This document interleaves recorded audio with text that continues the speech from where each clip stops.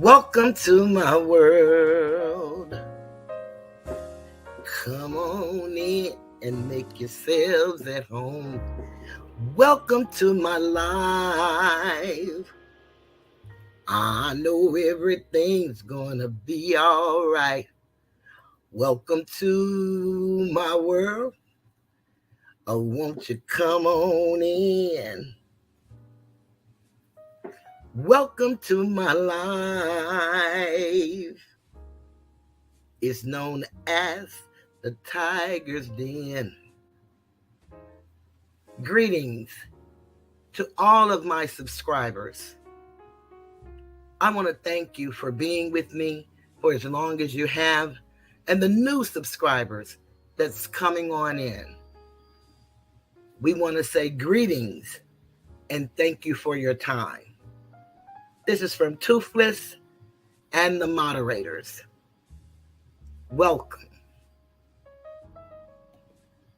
to the Tiger's Den.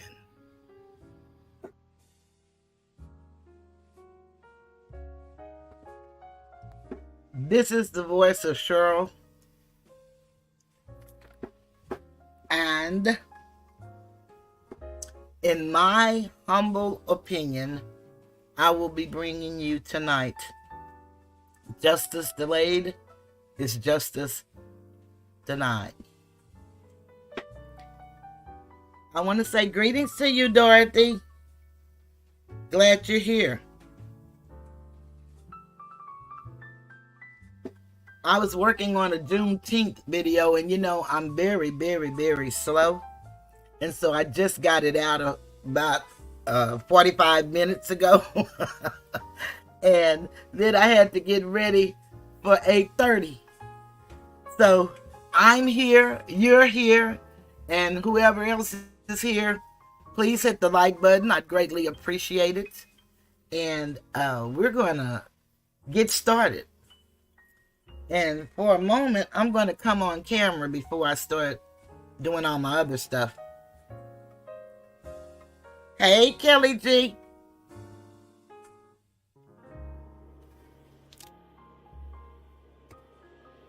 How you guys doing?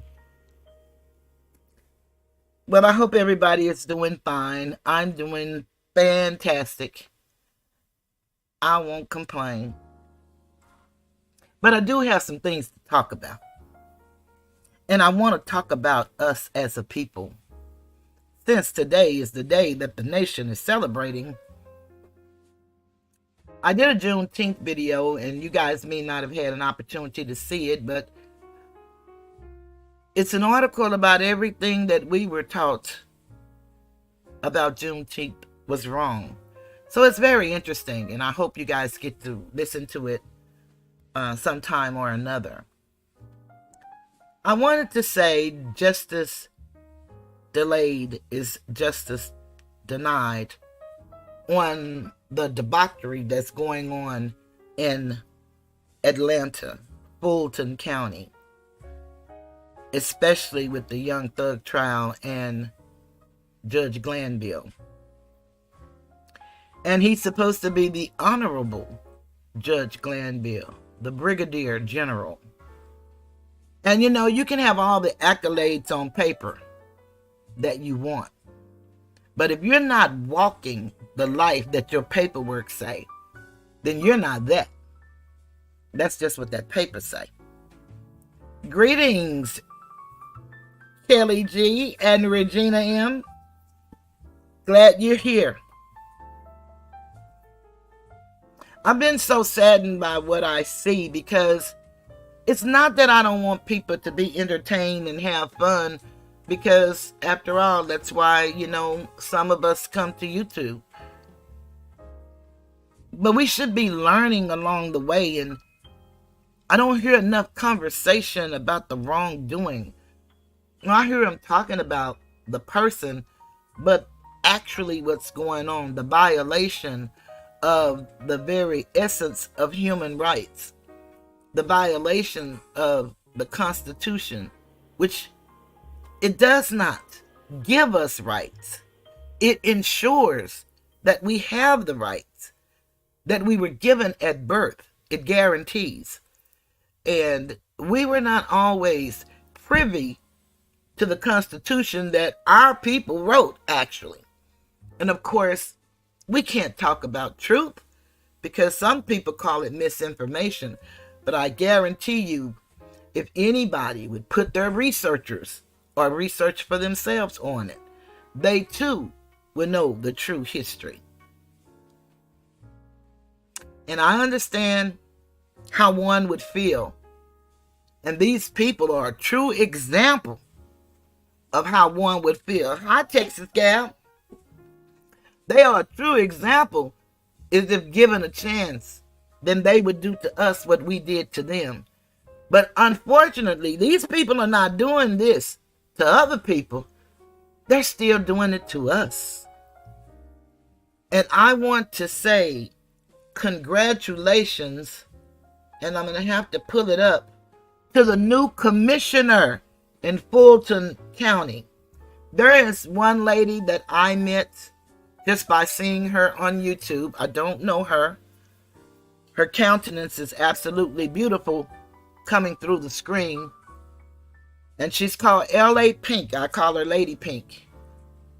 She's a grassroots activist. Works hard every day.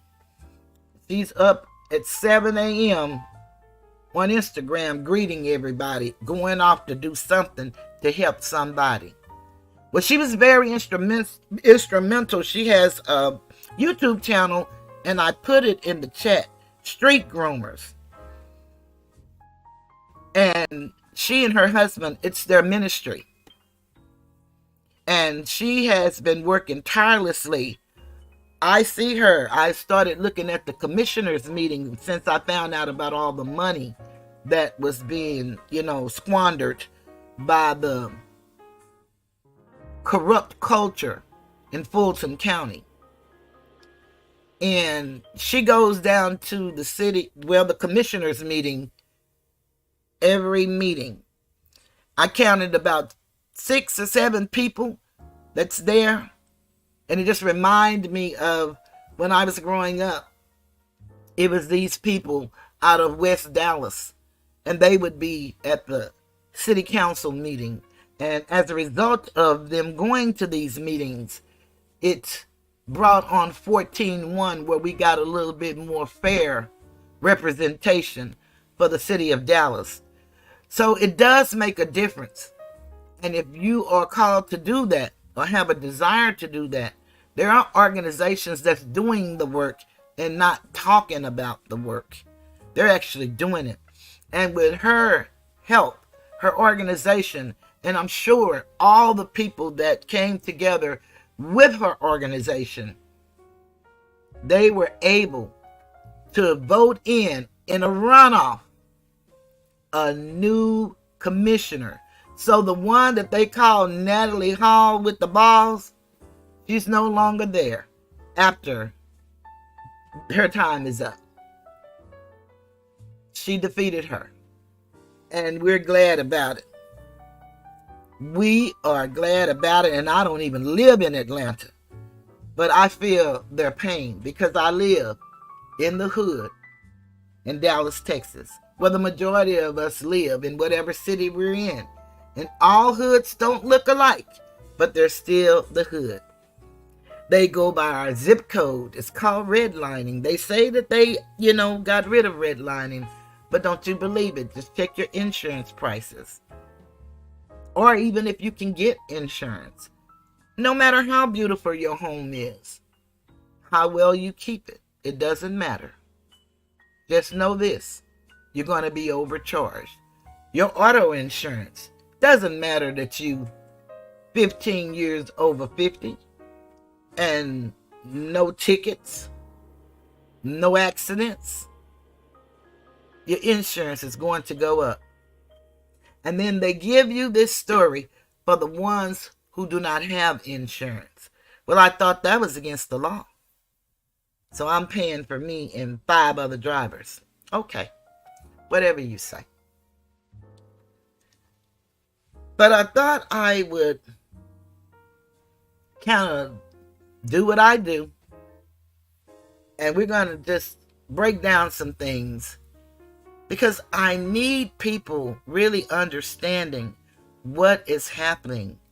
In my eyesight, it is a modern day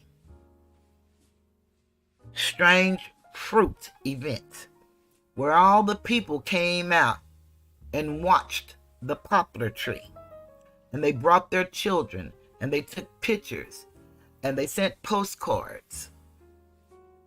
And we're in the audiences all over the world, mainly here in the United States, watching what's happening to these young men. And it's more humorous to us, it appears. And that's just my personal opinion. So if you're offended, it is not my intent to offend you. I'm just talking about what I see and hear. And we're not talking about really what's happening. And then we got people running around here talking about Project 2025. Well, our whole life been a Project 2025. So it can't be any different in 2025 than it is for me today. Because no matter who we put in office, it has never gotten us to land ownership. It has never gotten us back to allodial titles. It has never gotten us to break the ceiling where we can get paid for the same job that someone else is doing. But we're making far, far less money. It still doesn't afford us grocery stores in our neighborhoods. We still have food deserts. We still have poor education. We still have no access to health care unless you're a mother with child or 5 or 6 children. We still don't have that. So it's so many things that we still don't have. And I know some of us are living our lives like we are millionaires. Some of us are really millionaires. But I'm talking about the masses. And when I talk about the masses, I'm talking about all people. But we know,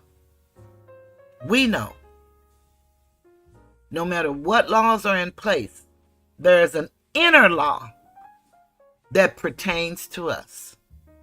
Today it's unspoken, it's not written. But some people refuse to change their ways. And we swore, and that's why we sent our children off to school, that if we got an opportunity, we was going to make it right for everybody. Well, the only people these people seem to make it right for are their bodies, their children, their family. I don't know if you all remember, but the whistleblower said that in the program that they had, the intern program in the DA's office, they were strictly for the kids in that Fulton County, certain zip code school district. But it was kids coming from all over the United States, mainly one from Florida that Fonnie called her niece. And these are the people that were coming to the program. And the children, the ones like the little men that they have in the courtroom right now, it was for them. But they didn't get a chance. No, they would bring them to the courthouse. And then they would try to coerce, intimidate, tamper with, and bully them into plea deals. And if they didn't want plea deals, then they would give you no bond and hold you on charges. And I just heard last night that when you're talking about RICO, and that's what they're talking about, RICO charges in this case, that the crimes have to be at least in the last 4 years. And they done went back to 2013, 14, 12, 15. So it's something wrong with that we could witness this in America. And the people are not outraged. And I say that they're not outraged because they don't know what to be outraged about. We have been trained, docility training for animals. to respond to certain things. And we have been desensitized to the reality that we are human. And maybe because we're black and we're proud, and black is a legal status, a political legal status that takes you out of the human family. So maybe we don't feel human. Maybe that's it.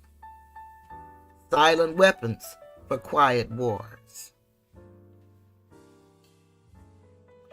But what has happened in the last 2 weeks in that trial, everybody should be writing to the courts. And I put the address that anybody can write to complain against the prosecutors and the judge, if you so desire, in the chat. The link is there. If you want to file a complaint, it is there. And everybody should.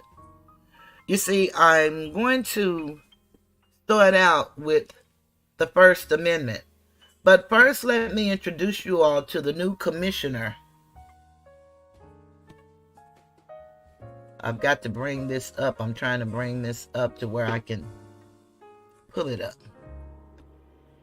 Y'all know one day I'm going to get good at this stuff. Just not today, but one day I'm going to get good. And my stuff is going to look like everybody else. It's going to just slide in when I want it to.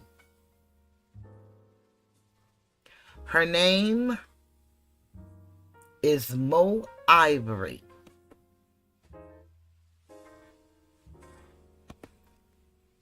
And she actually, with much help, I keep hitting the wrong button, y'all. With much help, defeated the lady that cost them $1.2 million for sexual harassment, and she has not faced any charges. Meet the new commissioner. And Lady Pink, L.A. Pink, and the street groomers. This is the work they did. Many of them tirelessly campaigned, and campaigned.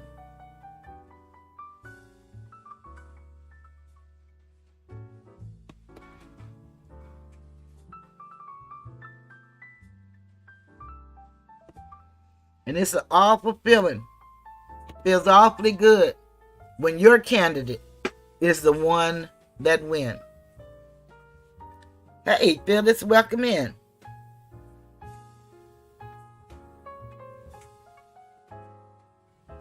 Regina said Atlanta needs a complete overhaul to rid itself of all that foul corruption. You are so right about it. Regina said happy Juneteenth, and I'll put it up there for all who celebrate. Happy Juneteenth. Corruption and greed has now contaminated everything in the USA. It has found its way in even the smallest cracks. But never give up fighting for right and justice. One by one, it will be destroyed. And I believe that. But you better believe. A lot of people want to stick with prayer. And ain't nothing wrong with prayer. But it's another word or two that comes with prayer. It says, watch, fight, and pray. Watch, fight, and pray. You can't just pray this away. You're going to have to watch, and then you're going to have to get active. Fight. And you fight because the pen is mightier than the sword. So you use the pen. And you will use your feet. You'll see things change. But that is the new commissioner.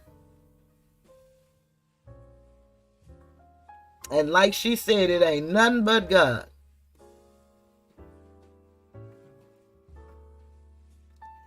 Now, this is a thumbnail that LA Pink has. And I think that it's one missing from this thumbnail. And that is the commissioner, who is the head chairman.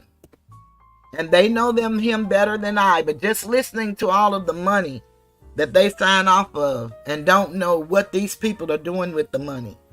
When you think about the $75,000 that they got from the Orca Fund, and they talking about Orca like the Orca whale, and the whole judiciary got it. So it was split between the DA's office, the clerk's office, the sheriff's office, and the superior and solicitor's judge's office. So to me, why would they keep coming up with all these RICO charges and having these long RICO trials? Because that money is due to expire by the end of the year, which they've probably already spent it all, but the commissioners wouldn't have any way of knowing because they said they have no checks and balance system. They have no way of knowing what they spend the money on. They come to them with line item budgets so that they can get the money, saying they're going to hire new people. They need new people. They need this. They need that. But when they get the money, they decide, oh no, I see that I need it over here now. I don't need it over there, so I'm not going to do that. But that's the crew. And I don't know the whole crew, but we know, see, I wiped her out. She's gone. So they all started up here together. But one by one, they're going to get a strike. This is the sheriff who bought a $200,000 Mercedes Sprinter van for himself and who paid his wife $83,000 to be his campaign manager, more or less. This is the mayor, you know, who went to Washington, D.C. with the DA. And this is the commissioner who represented the man that was stalking the state representative. And this is the man of the hour who refused to step down. And I don't know this young lady. She looks like the election person, but I don't know. So I'm not going to put no title on that lady because I don't know her. But whatever it is, she's a part of the culture of corruption crew. And I wish y'all could see the top of this. These are the political gangbangers.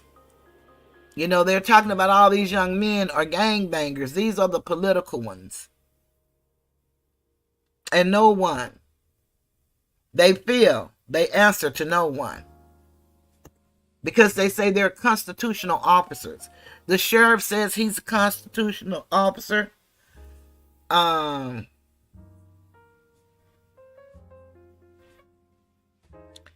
sheriff, Fonnie, the clerk, the judges. So they don't have to answer because the public are their constituents. And of course, the public doesn't know what's going on. And they feel that they're not interested in knowing what's going on. So they don't have to answer to nobody. Like they can't be recalled. I don't get it. But if a people don't know, then they won't be. They'll continue to do what they do. You're right, Regina. No names.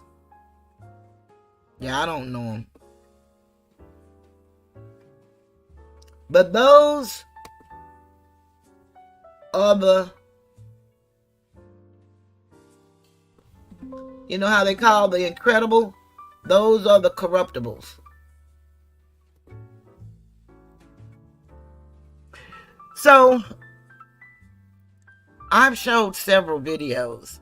And sometimes maybe the way I show them, you can't really quite follow the story.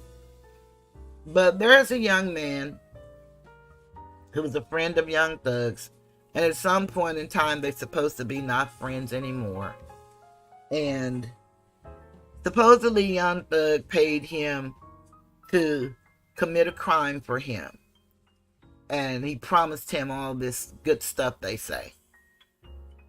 Now, we don't know if that's true or false, because the rumor has it in Atlanta that this young man that's no longer with us was at once upon a time the lover of the DA.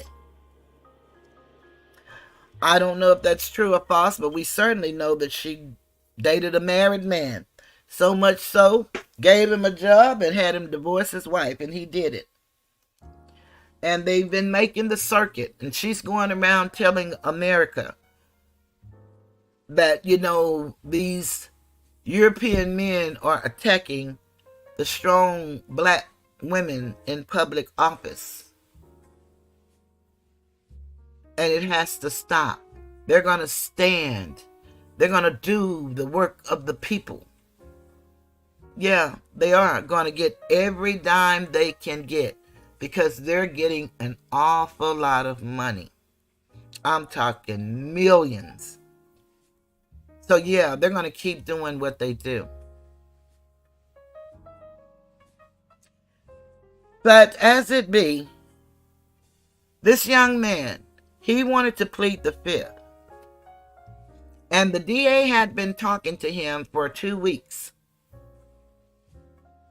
They never contacted his attorney. And they pretend they didn't know he had an attorney, that this man wasn't his attorney. But the gentleman got up and told the judge, yeah, they knew, Miss Love knew, because I emailed her. And it wasn't this year, y'all. It was in 2021. Before all of this ever came into fruition. He emailed her because they was talking. He was in some more trouble about this situation and him. But they said they didn't know that that was his attorney. I played the videos. They lie. Now, the courtroom is called Penalties of Perjury. They are truly perjuring themselves. But it makes no difference because the judge acts like he doesn't hear it. I've never seen a judge overrule so many objections against one side like he does the defense and sustain so many objections. Yeah, it's really hard to watch.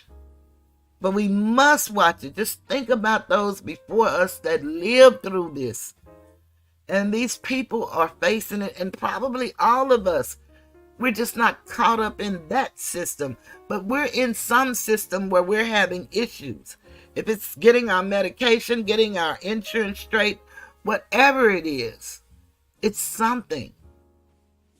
Regina said, honestly, most people really don't follow the day-to-day activities that go on in your city government. Most follow the city governor, mayor, and some senators because of Trump trial. We tuned in.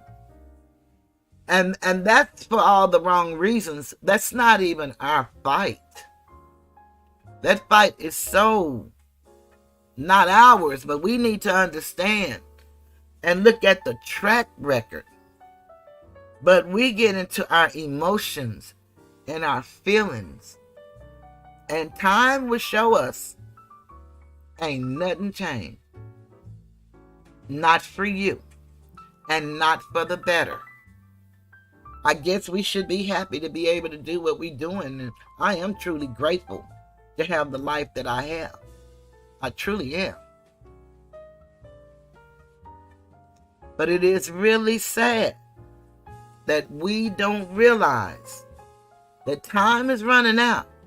And our parents, especially those of my generation, Our parents, they did everything they could for us to have a better opportunity than what they had.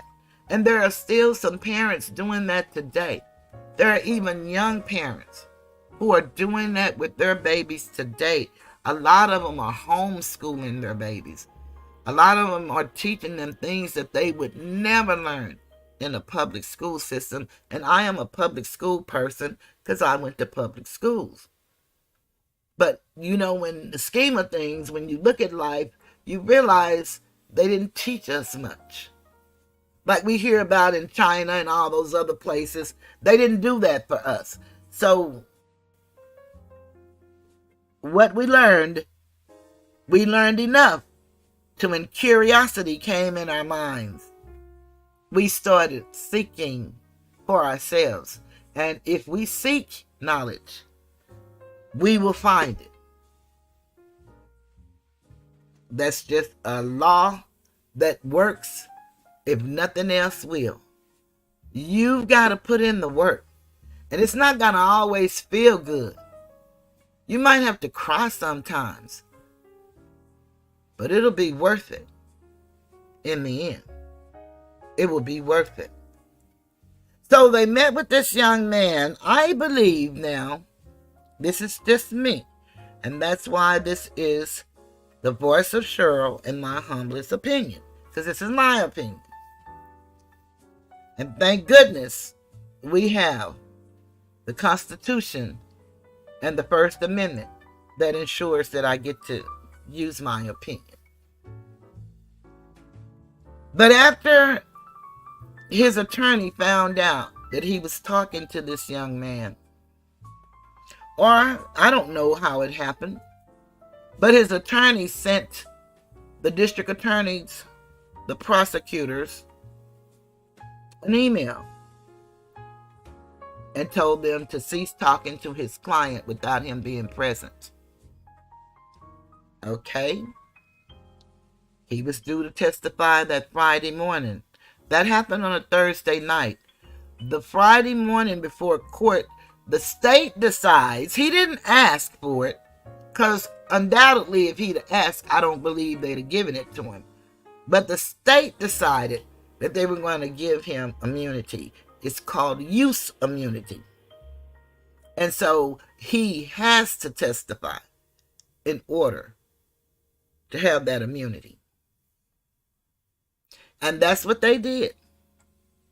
And when he got there, and his attorney got there, they told him he was going to plead the fifth. They said, well, he can't plead the fifth now because he has immunity. We gave him immunity. We're not going to do anything to him.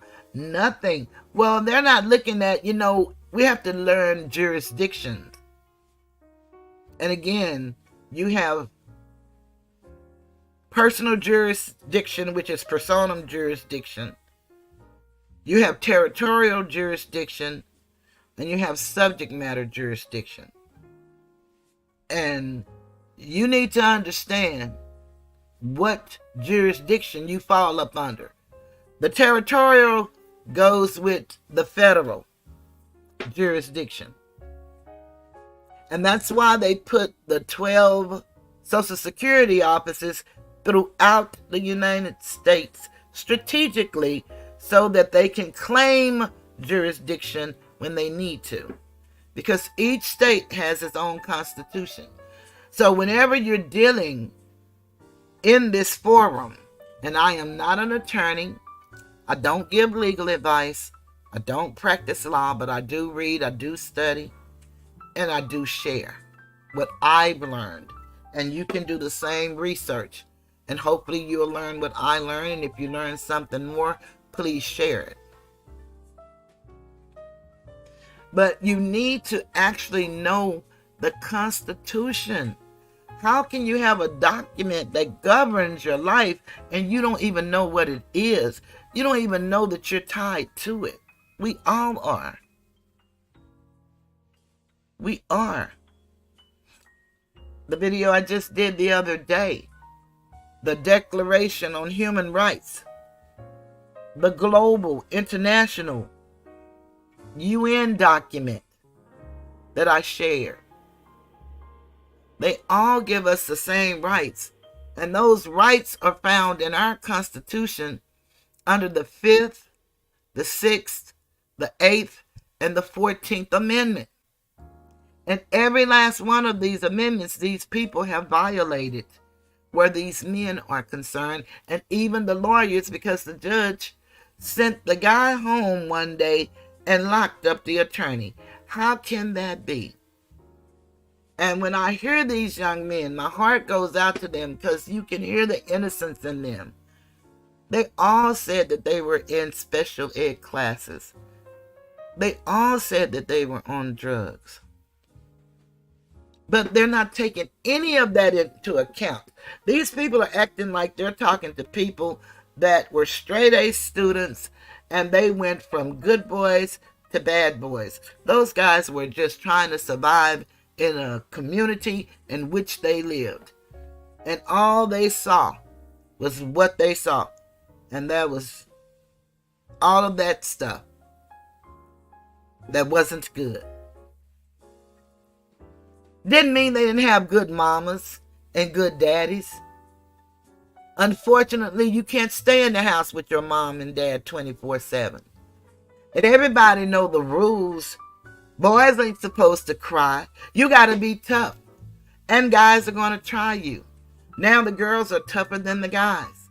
But nobody want to talk about it. They talk about we feminizing our men. But what are we doing to our women? Masculine. I can't even get masculine lies in them out. I'm just trying to make up a word. Maybe it's masculinizing them. I don't know what we doing to them. But we making them, instead of from girls to women, they go from girls to men.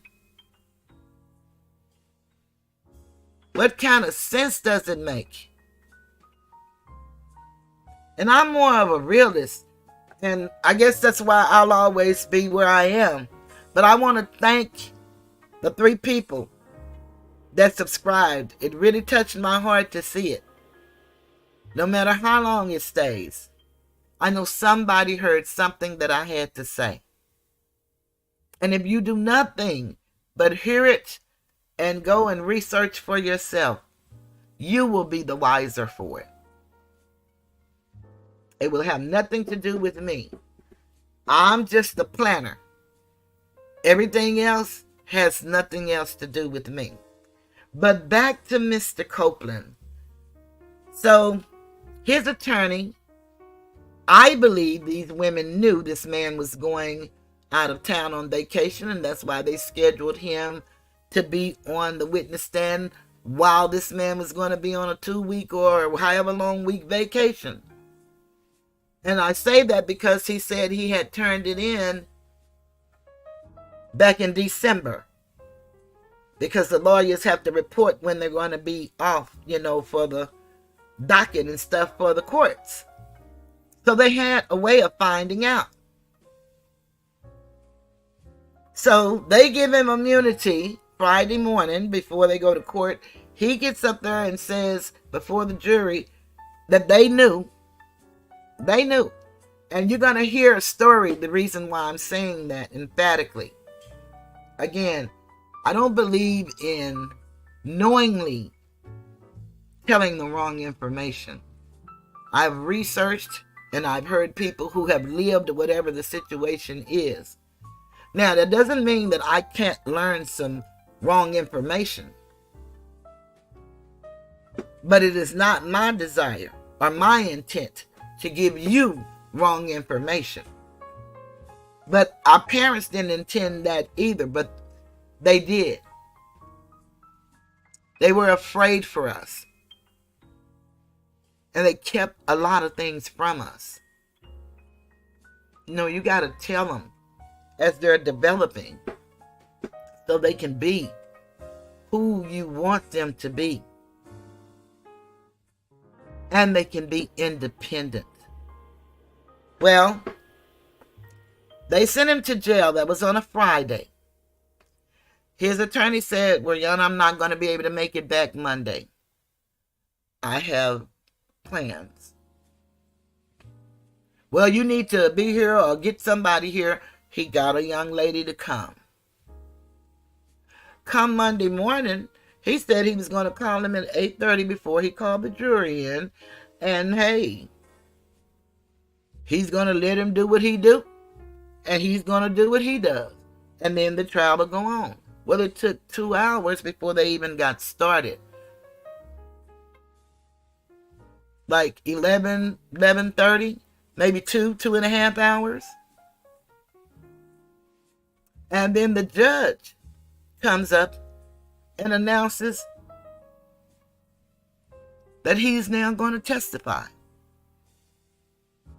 And I'm sure, outside of being shocked, they were probably wondering, how would he know that? We haven't seen them, up there talking or nothing. We haven't seen his attorney up there talking to the judge in the sidebar. Well, it turned out they had what they call an ex parte conversation, meaning one-sided. And that's a no-no. One thing about the court system, before you ever step in the courtroom, y'all have pretty much had so many hearings. Y'all know exactly pretty much what the person is going to be talking about. You know the evidence that the people have. You know whatever you need to know, and you build your strategy from that. And then you go, and if they pick a jury, you let the jury decide how your client is going to walk out of there. Because no one can guarantee it. Nobody knows how the jury would decide. Not even in this case. But this case has gone on for over 18 months. And we get to this part. And now all of a sudden the judge is making himself a witness. The prosecutors are making themselves witnesses. The bailiffs are making themselves witnesses.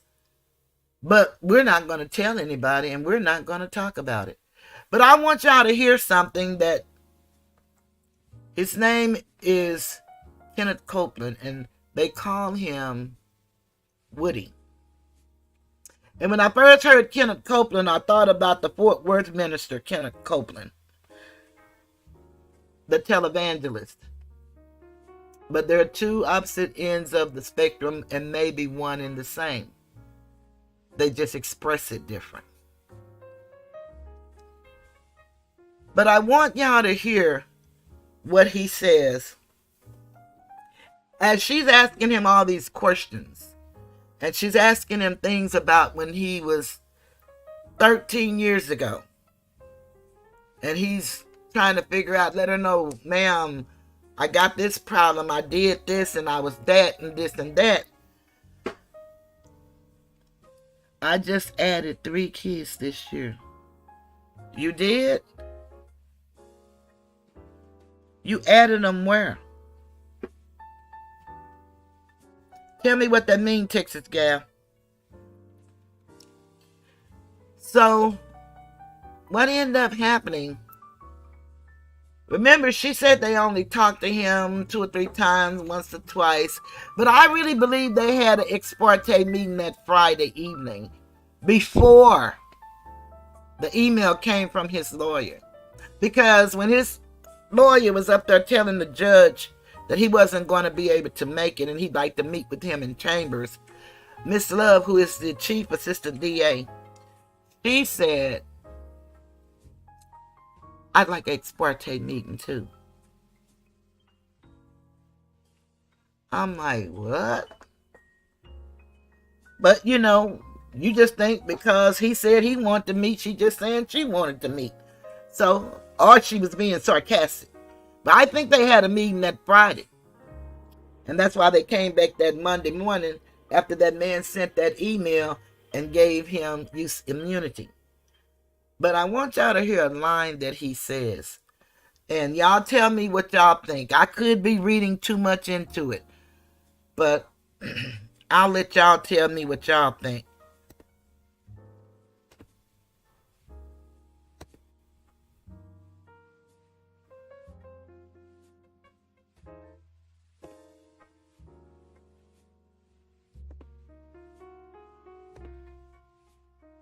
Oh, I can't do that until I do this.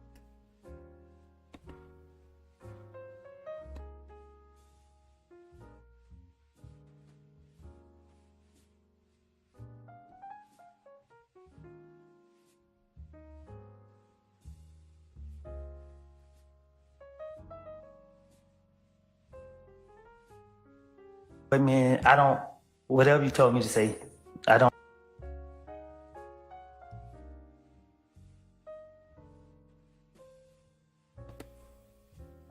There it is on the screen. I don't, whatever you told me to say. Now,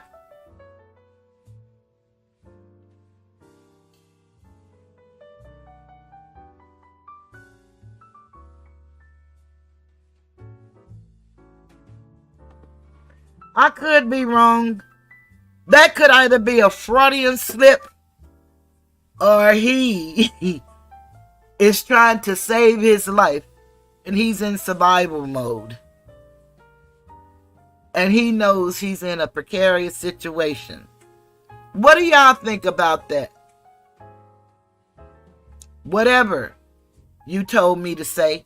The question would be, when did she tell him? Because she's not supposed to be talking to him without his attorney. And when did she tell him to say something?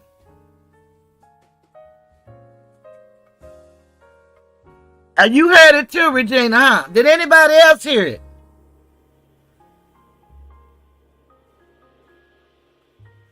You're right, Texas gal. A lot of them don't know. They don't have a clue who they people are. And they ain't trying to find out. And those are the most important ones. The ones that you put in these offices that close to home. And then the ones you send to Washington. Because we got a hot mess with that one we sent. And I don't mind her defending herself. But this black girl magic, we rule the world and we got power, that's not the look. But they all got on weave and more makeup than the legal law allow. If you're going to be a black girl, then be a black girl. Yeah, I'll play it again.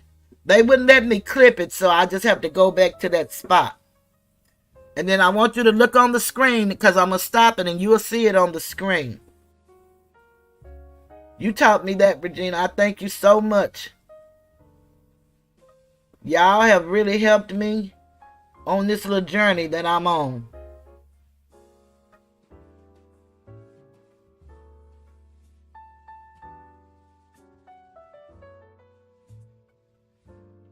But yes, ma'am, you taught me to do something different to my, I didn't know how to do nothing, but you taught me.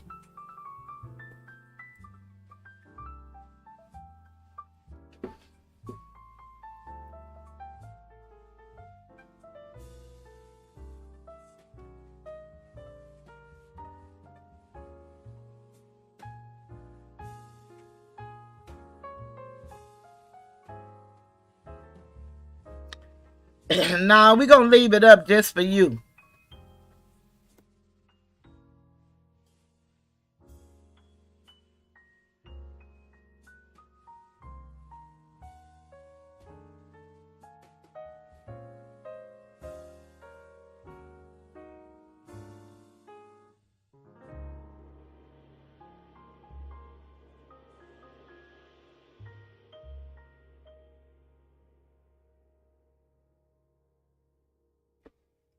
Okay, Regina, you got to listen because it's going to come real quick.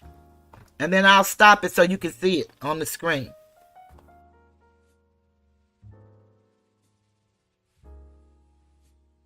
But man, I don't. Whatever you told me to say.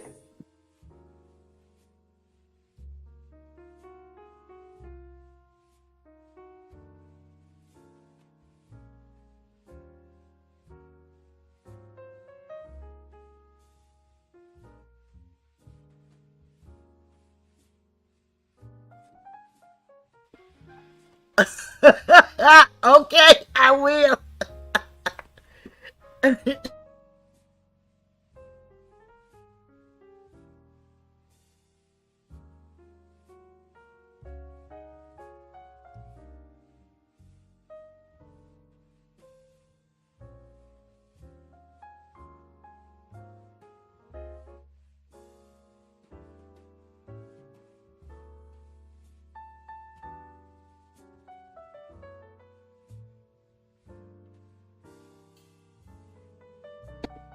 Yes, that was it.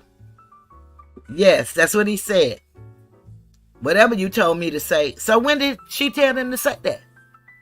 She's not supposed to be, with him.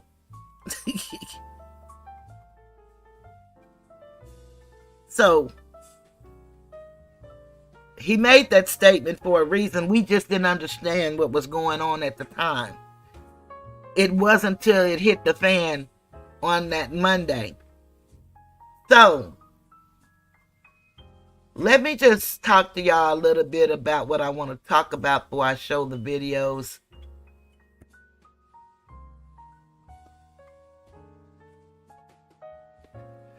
Everybody would like to know what can they do and how do you get the judge gone. Nobody can interfere with the proceedings without going through the process, and the process takes a long time. The judge has already made up in his mind, according to what he says, that they're guilty, because everything he says, he refers them to the appellate court. So when they go up on appeal, okay, so how do you know it's going to go up on appeal? Because the only way that it would go up on the appeal is if they are the losers.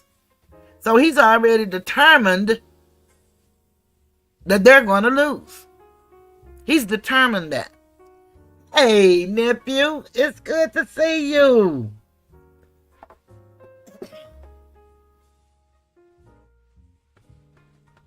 Oh, no, that's that dog crusher.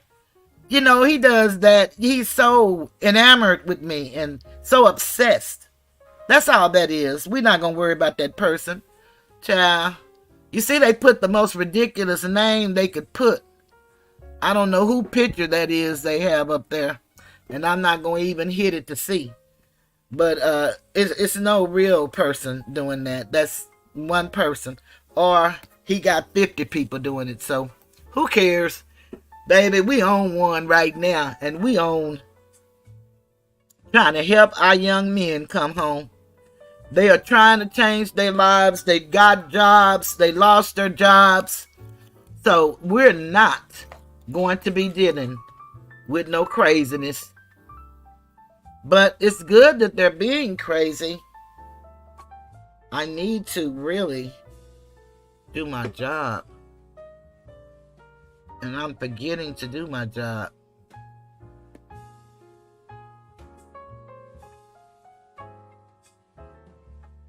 Okay.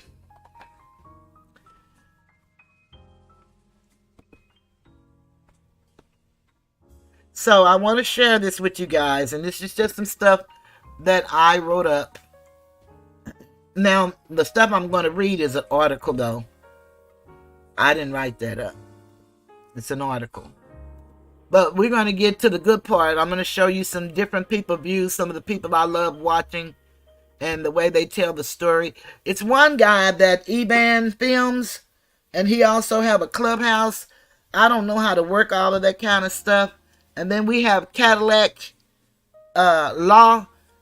She's a European attorney, and she's a real estate attorney, but she loved the Constitution, and she saw what was happening, and she just couldn't believe her eyes. And she's been hooked on it ever since she tuned into it. The funny thing about it is, when she started and I started going in there to see her, she had about 300 people. Now she's about 5,000 or 6,000. I'm still at the same one, whatever I have, 5, 7. I haven't even gotten to 80 yet. But I understand, and I'm not angry at nobody in this country. So the video is the 91st day, and this is what I really wanted y'all to focus on. 146:25. I don't know what you want me. I don't know whatever you told me to say. Whatever you told me to say. He didn't say what you want me to say. He said whatever you told me to say. That means something. When I first started out on this show, I would tell you all that words are very important. And in the courtroom, you don't get to say, I mean, whatever you say the first time is what you're going to be taken for. And that's by the jury, by the judge, and the prosecutor. You don't get no do-overs in court. It shouldn't be like that, but it's like that. Yeah, it has been. It has been normalized throughout this country. And you know, people really hate for you to say that you like Donald Trump. I didn't say who I was voting for. That's none of their business. But I've liked Donald Trump before he ever ran for anybody's president. I liked him when I was a kid. And he was with, her name is Ivana, because the daughter is Ivanka, right? And his little children, and they were rich, and they looked nice everywhere they went, and they went to nice places. I didn't know nobody who didn't like Donald Trump. It wasn't until he ran for president. I don't have a dog in that fight. I understand their assignment, and I understand mine. Mine is to help uplift fallen humanity. But once I give you the keys, you got to do the work yourself. I don't pretend that it's not what it is.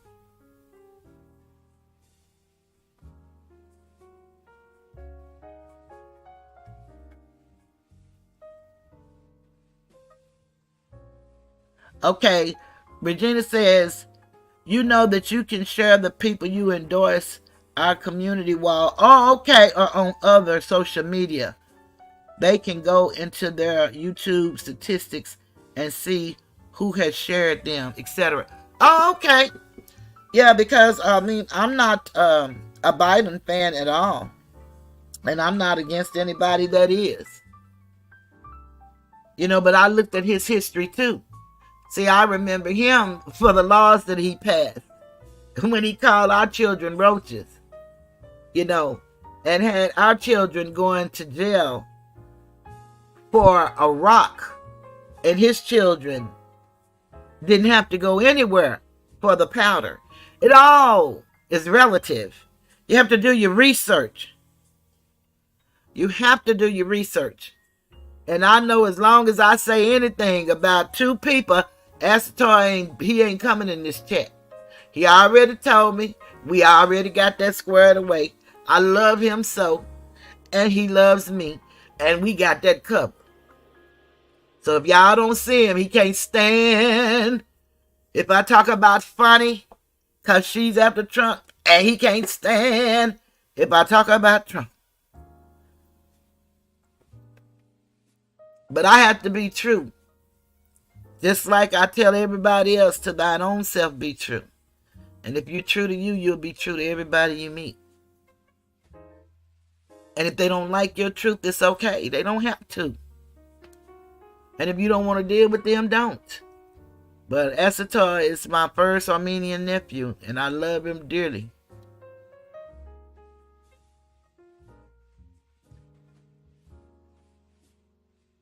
So, let me get back to what I was saying. I was so fast and quick, I took the thing down. I wanted to show the people, but I'm going to put it in the chat again. But I wanted to show the people in case anybody was looking and they wanted to write it down.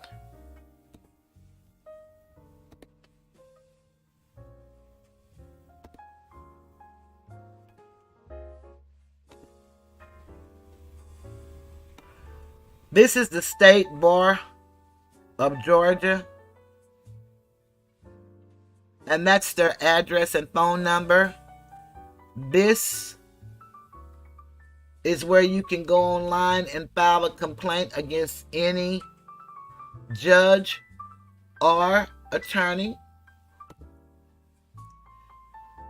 So if people want to know what can they do, that's what they could do.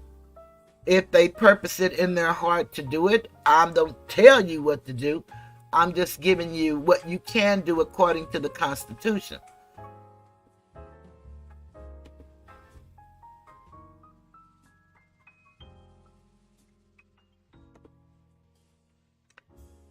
So now we're going to talk about fire.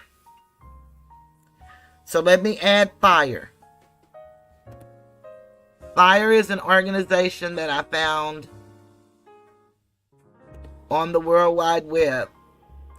And they started out with college students, helping them fight for their rights, for the First Amendment, because we know the First Amendment is the one that everybody seems to have a problem with, our freedom of speech.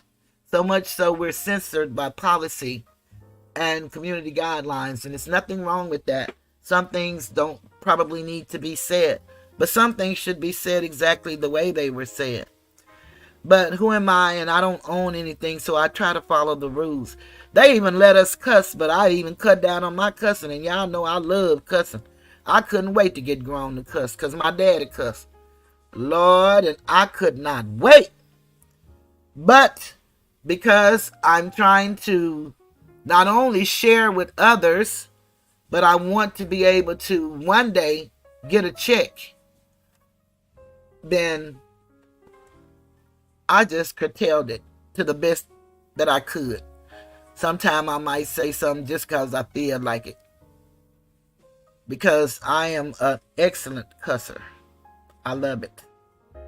Couldn't wait. But let's get back to the story. FIRE. The United States Constitution is the supreme law of the land, along with treaties. And we have 70 treaties, I learned, as I shared the other night, on human rights. All legislation passed by the federal government and by state governments must be consistent with the Constitution, as interpreted by the Supreme Court of the United States. Otherwise, that legislation is invalid. The rights guaranteed to Americans by the Bill of Rights are inviolable by the government. All Americans should understand this. This concept is central to the unique freedom that we enjoy as Americans. Sadly, however, it seems that many Americans, including the chief law enforcement official of the state of New Jersey, do not understand this at all. And that's what's happening with the judge in the Young Thug trial. I don't believe that man don't know the law no more than Jack Rabbit. And what I mean by that, he is a brigadier general in the reserves.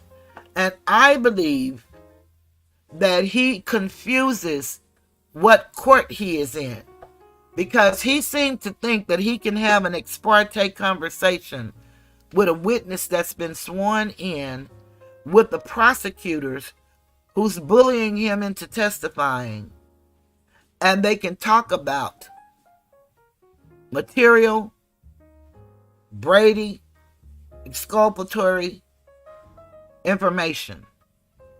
And I'm going to define those things for you guys, because we hear them saying all of that. And I promise you, some of that stuff I didn't know anything about, but I know now. FIRE is working diligently through educational projects, such as our Guide to Free Speech on campus, to ensure that the next generation of citizens is educated about the rights absolutely guaranteed to them by the Constitution. However, Americans should also take it upon themselves to understand these precious rights we enjoy.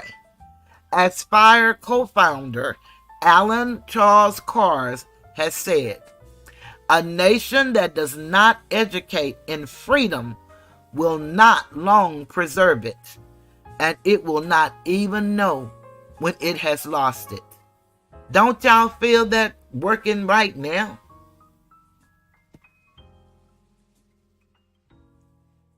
So a lot of times the judge say, I know you're a good advocate for your client. I know you're a good advocate. So I want to know, what was advocate in the law? The term advocate functions as a noun and a verb. As a noun, an advocate is an individual who actively supports and promotes the interests of another person or enterprise. As a verb, to advocate is the act of promoting the interests of another person or group. For example, an attorney is considered an advocate, and they could advocate on behalf of a single person, a group, or even a corporation. This may involve filing claims, defending against the claims of others, and persuading other parties, e.g., government officials, to act favorably towards the relevant person or enterprise. Assertion. They always talking about, well, that's your assertion, Mr. Steele. He used that a lot with Mr. Steele. I mean, this man act like he really hate Mr. Steele. And, if this is supposed to be an act, then he's overplaying his role. Assertion. Something declared. And assertion is a noun, by the way. I thought I put it down here, but I don't see it. Something declared or stated positively, often with no support or attempt at proof. A declaration that's made empathetically, especially as part of an argument or as if it's to be understood as a statement of fact. To assert is to state with force. So if someone makes an assertion, they're not just trying out an idea. They really mean it. And my dictionary definitions, most came from the Cornell Legal Information Institute, and one or two came from Black's Law Dictionary, and I got them all off the computer. The Brady Rule, they say, we're entitled to that. That's Brady material. That's Brady. And I'm like, who is Brady? I honestly didn't know. A lot of those people were very well versed. There's a lot of smart people being some of these chats. But the Brady Rule, named after Brady v. Maryland, requires prosecutors to disclose material and exculpatory information in the government's possession to the defense. 7 common examples of a Brady violation in criminal trials are when a prosecutor fails to disclose to a criminal defendant or a defense attorney. And these people have violated probably all 7, but I'll tell you. Number 1, evidence of a record or report that might suggest the defendant did not commit a crime, such as a law enforcement or police report. They violated that one because they had expert witnesses up there without their reports. How can you be an expert and you don't have a report? That just doesn't happen. Number 2, the details of a deal. For example, between a prosecutor and an informant or a witness. That's just what happened just the other day. They had an ex parte conversation and then said that they were not entitled to know. Number 3, physical evidence that questions a defendant's guilt. Number 4, information that could be used to cast doubt on a witness's truthfulness. Number 5, information that discredits a victim's story. Now, on that number 4, casting doubt, that would be a situation when they knew that he was going to get up there and plead the fifth and they pretend they didn't know. But we're going to hear later all of our assertions on what we believe it to be. Number 6, evidence of police misconduct. Number 7, and proof that someone else committed the crime charged. And the young man said he would get up there and say that he did it. And first he told them, I don't want to testify. He went there with the same idea that he left with Friday. I'm not going to testify. They told him that if he didn't testify, that he would not only spend the 2 years that it's going to take to do this trial, but he's going to spend the whole duration that it takes them to do all 26 of the defendants, because they have 26 people. What other reason would these people be doing this unless they really were up and up and they had to account for the millions that they're getting, going to the commissioner saying, well, and they didn't even tell them they were going to prosecute this case, by the way. They didn't tell them that. They just told them they needed more employees. The sheriff need more employees. They need this, they need that. And when they got the money, they didn't hire any of them. Fonnie hired her lover for $1 million plus. $1 million plus. Boy, that's really something. Whew. And the lawyer that's representing the young lady, he was one of her contractors, but his wife is her best girl. She works in her office. And he was on the other side's case. These people are really doing some stuff. These alphas and these deltas and these AKs, they're really doing some stuff. And kappas, they're doing some stuff, y'all. In general, a Brady violation occurs when a prosecutor fails to provide a defendant or criminal defense attorneys with any favorable or helpful evidence to a defendant's case. A prosecutor's failure to provide this information is a violation of your constitutional rights, and it could lead to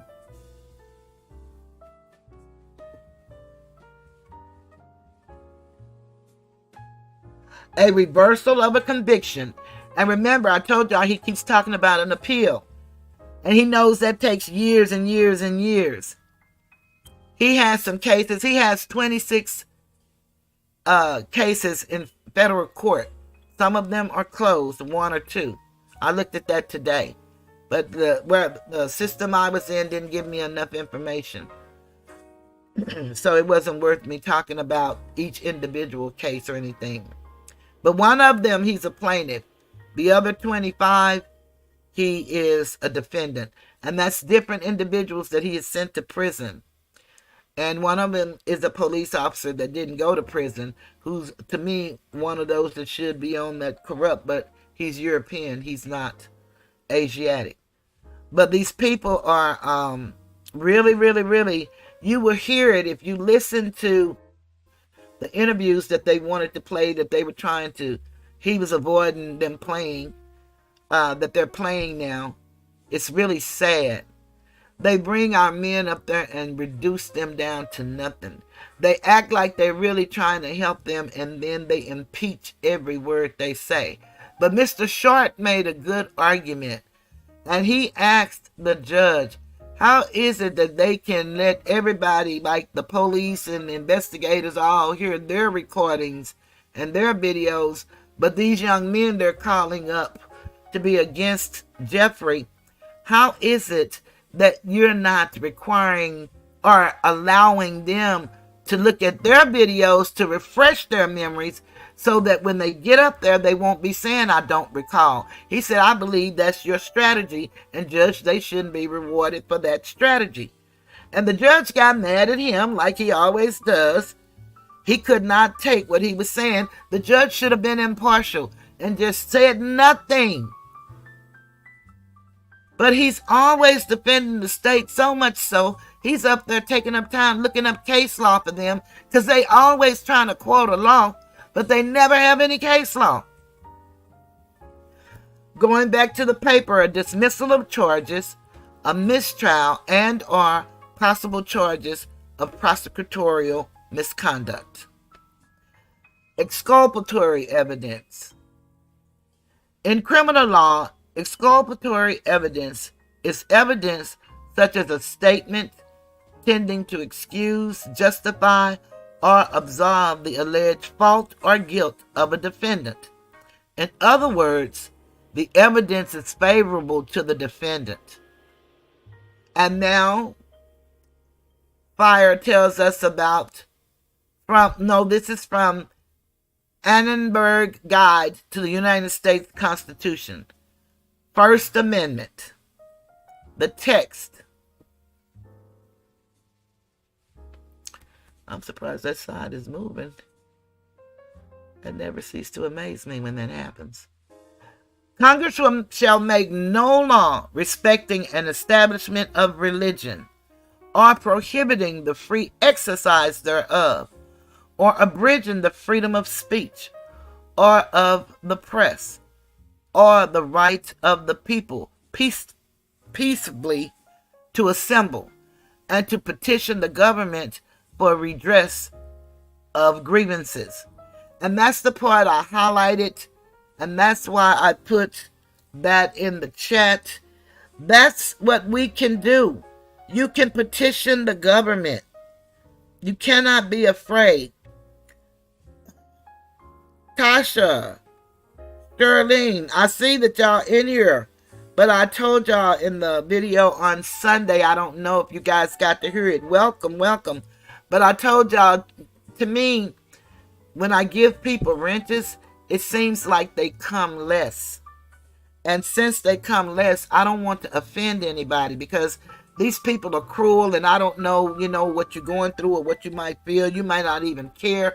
But I thought maybe that because y'all wasn't coming recently, I thought maybe that could be it. And so I wanted to take that away, because I enjoy having y'all in here. If you want to move on, that's no problem. But I know y'all were coming very diligently before I did that. And so I don't want what I do to hinder you all getting what I'm trying to share, and you all share with your people, because y'all have just same knowledge as I have. We agree with so much. But I wanted y'all to understand that I don't want no problems. God, I can't believe Esther came in here. Oh, maybe because I'm not talking about his people right now. Hey, yes. I'm glad you guys are listening, but I took that away in case that was a problem for you all. I didn't want that to be. So don't worry about it. Okay, so now, let me go back. Petitioning the government. What can you do? The trial is going to go on until a higher court step in. But they move so slow. You know how they say the wheels of justice turn slow? Yeah, well, it's even slower than that. I started to put a picture of a turtle on there, but I said, nah, I better not do that one. So I didn't do that one. But I'm telling y'all that this is how you can do something. You can file a complaint.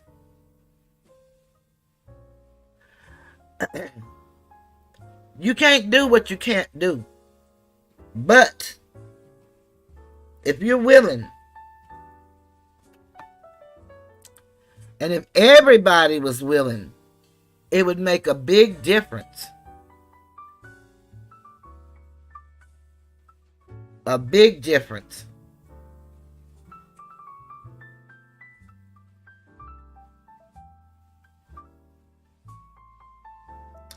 I quit seeing Charlene and Tasha. And so I thought maybe it was probably that. That may not have had nothing to do with it, but that's just what my mind told me, because they came so frequent. I'm talking to Regina, y'all. She stepped away for a minute.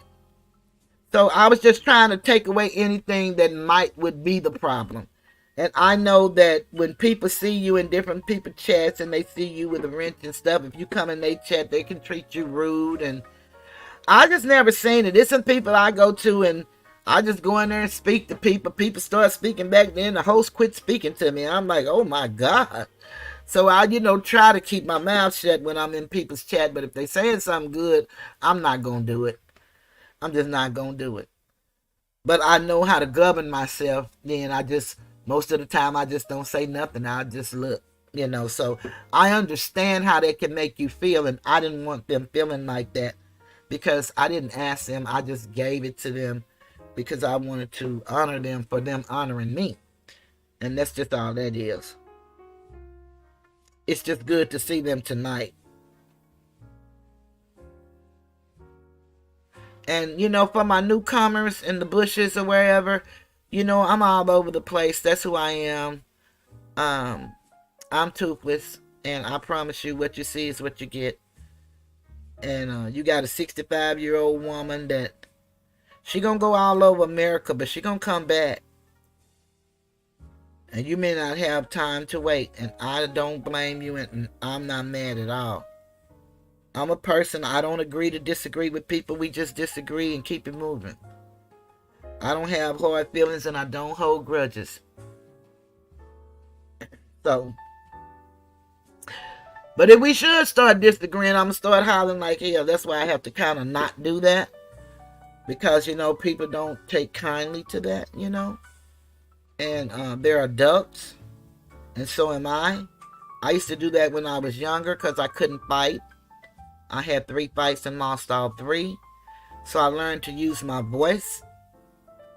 And it worked. And I just kept doing it and nobody never, really checked me.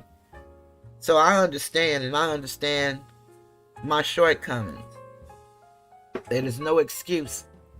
And I'm not excusing my behavior. That's just what I've practiced for a very long time. So it's hard to stop. So I do my best not to disagree. So I don't have to do that. And don't nobody have to get mad and pop me upside the head. And, a lot of people talk crazy to people and do crazy things as if people can't come to see them.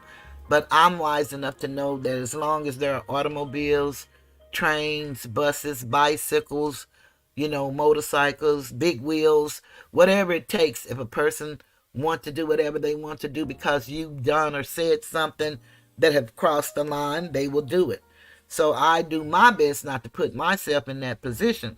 Now, I can't help it if somebody's just weird and just do what they do. That's what it, like I said, if I was here and this is how I'm going to have to go because somebody heard me on YouTube and got mad, then if I wasn't on YouTube, then that couldn't be that way. But my daddy taught us, if you was born to burn, you're not going to drown. And so I just have to believe that. So I just live my life as honest as I can, as integral as I can. I put forth an effort to do that. And I don't always get it right. Okay, so I put the thing in there if anybody decide that they might want to file a complaint on the behavior. I don't judge people, but I talk about them. I talk about everybody, good, bad, or indifferent. But I don't judge them because I don't have any place for them to go. But what I do judge is the behavior. On September 25th, 1789, Congress transmitted to the states 12 proposed amendments. 2 of these, which involved congressional representation and pay, were not adopted. The remaining 10 amendments, known as the Bill of Rights, were ratified on December 15th, 1791. The meaning. And this is the meaning of the First Amendment we're talking about. Freedom of speech and of the press. The First Amendment allows citizens to express and to be exposed to a wide range of opinions and views. It was intended to ensure a free exchange of ideas, even if the ideas are unpopular.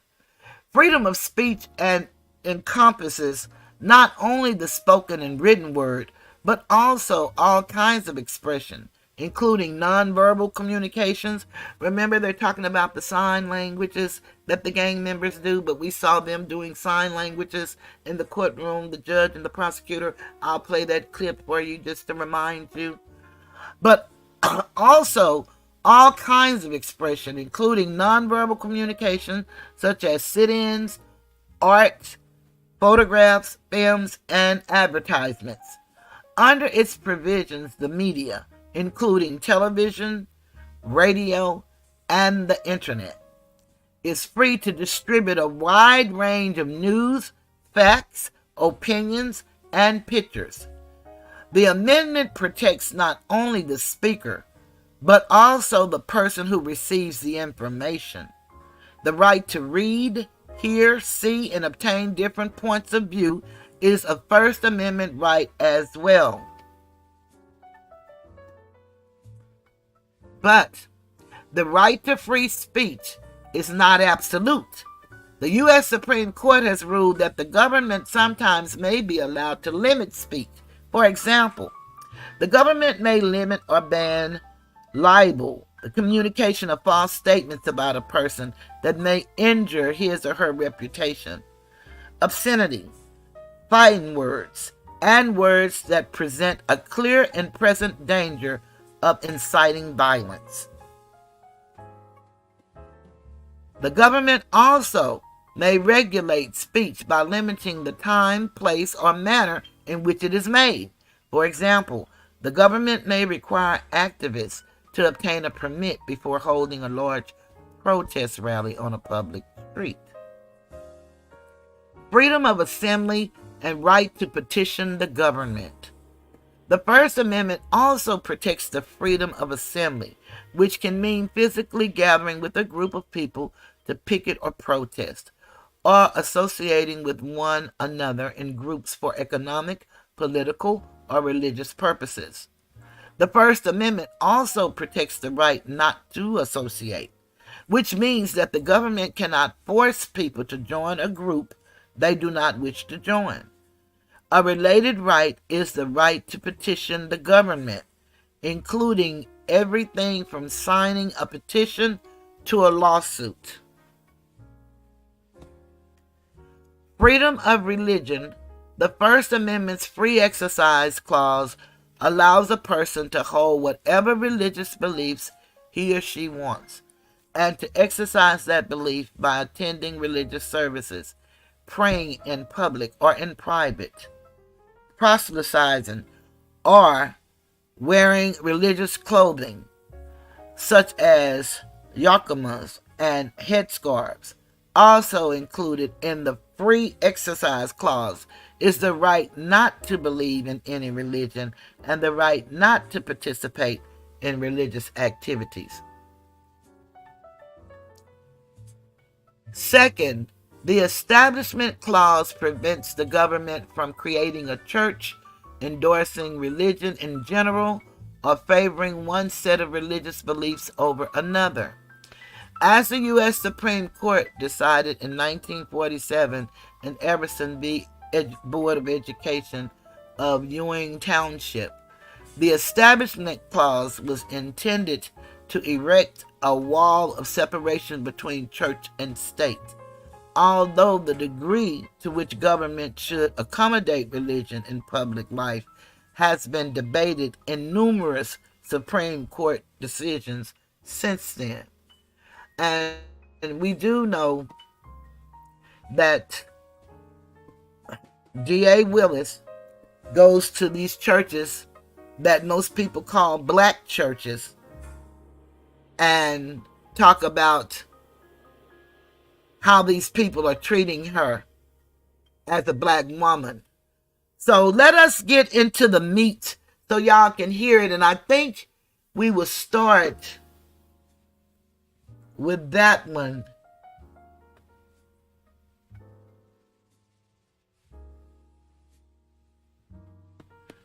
Let me see. I think we would probably start with that one first. Contravening the Rule 22, I asked for an explanation. It really wouldn't. I wanted Phil that looked like Melanie.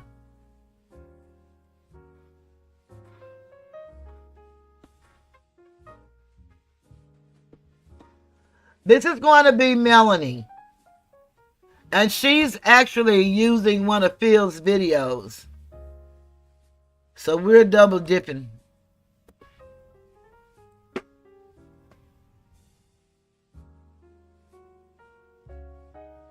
No, she doesn't know the amendments. She just called everybody else stupid. And they don't know nothing. She actually called people ignorant in office. And then called to check in to see how she doing on social media. What does her numbers look like? How many likes did she get? What did the comments say? Utterly ridiculous that everybody is driven by the internet. I can see everyday lay people. But now it has gone to everybody's head. All of us.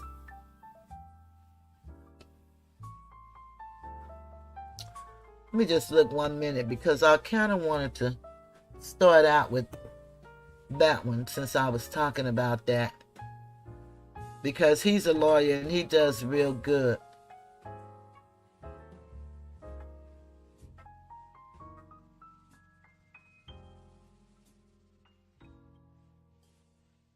He's talking about the hidden records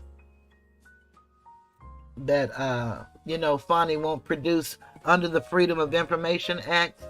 She really believes that she's above the law, that she doesn't have to answer to people. She really truly believed that, and she lived like it.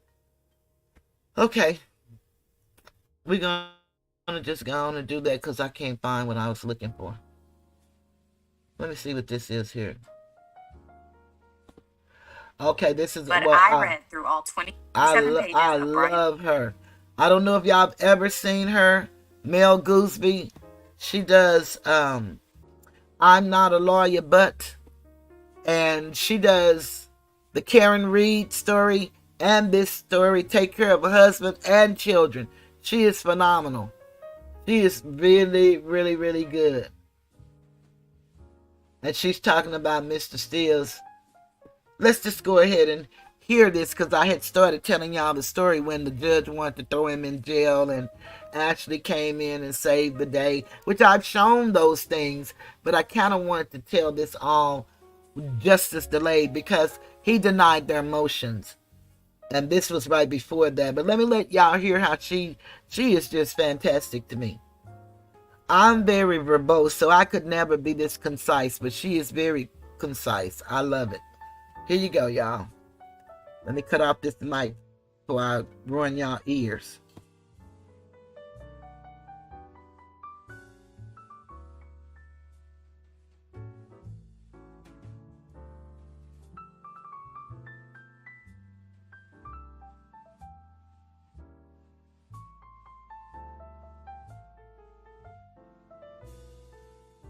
In Steele's motion for the judge in the YSL case, Judge Glanville, to be recused from the trial. And child, let me tell you what it said. Let's start at the top. It says that this is a motion to, number one, recuse or disqualify Judge Glanville from all further dealings in this case.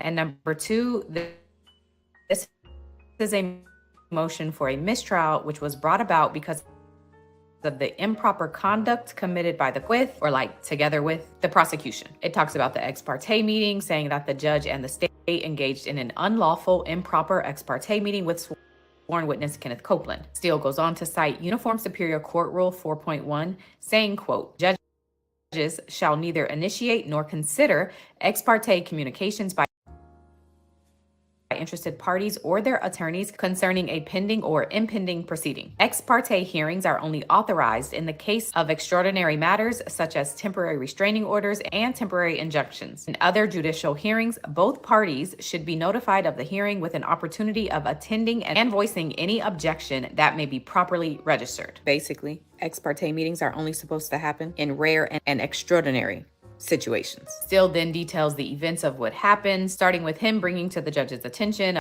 about the meeting, all the way through to him being held in contempt. All the while, according to Steele, the prosecutors, quote, stunningly sat mute and permitted this injustice to occur. And Steele says he declined to join the antics and instead relied on State Bar Rule of Professional Conduct 1.6, which is about attorney-client privilege, which Steele cites as saying Rule 1.6 applies not merely to matters communicated in confidence by the client, but also to all information gained in the professional relationship, whatever its source. A lawyer may not disclose such information except as authorized or required by the Georgia Rules of Professional Conduct or other law. That part right there says that Brian Steele don't gotta say.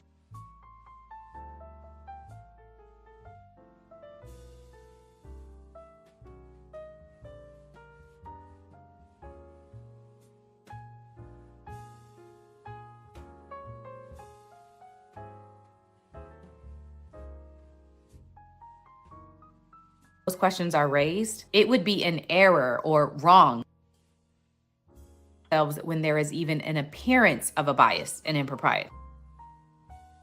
Here's a quote. It says, higher courts don't have to decide if an actual bias and impartiality existed because judges are required to disqualify themselves whenever their impartiality might reasonably be questioned. And so, according to Brian Steele, this ex parte meeting that the judge participated in, which was used to influence a witness to testify against Jeffrey Williams, certainly raises reasonable questions concerning the judge's partiality and bias. And simply because those questions are raised, it would be an error or wrong for the motion for recusal to be denied. Further down, Brian Steele says that the highest court, meaning the Supreme one, has set forth at least 3 circumstances in which a judge must recuse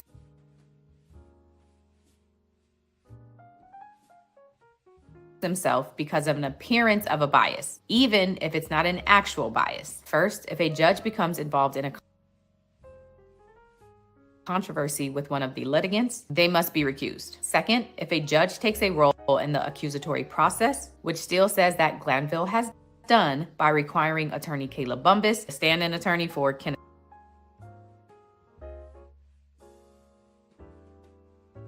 Copeland, and the others to stand before him as he tries to get information about who leaked this information about the ex parte meeting. And then thirdly, a trial judge has the duty to recuse himself when their impartiality might be reasonably questioned, including instances where the judge has a personal bias or prejudice concerning a party. Steele says the court and the prosecutors should not be working together, but they are, teaming up to gain an unlawful advantage over Jeffrey Williams. This trial is constitutionally fractured, unfair, and lacks all constitutional, statutory, and ethical safeguards and protections of due process of the law. The court is biased against Jeffrey Williams and his attorneys, and no intellectually honest person could believe that coercing Kenneth Copeland to testify in a, quote, star chamber setting meets constitutional muster. This man is going in. Still goes on to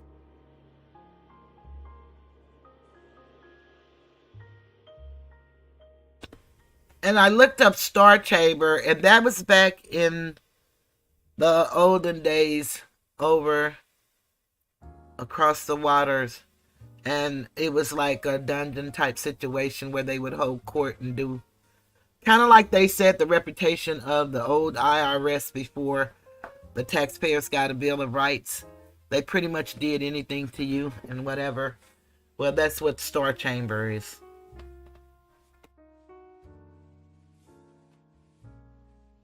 say why this motion should not lawfully be denied. He says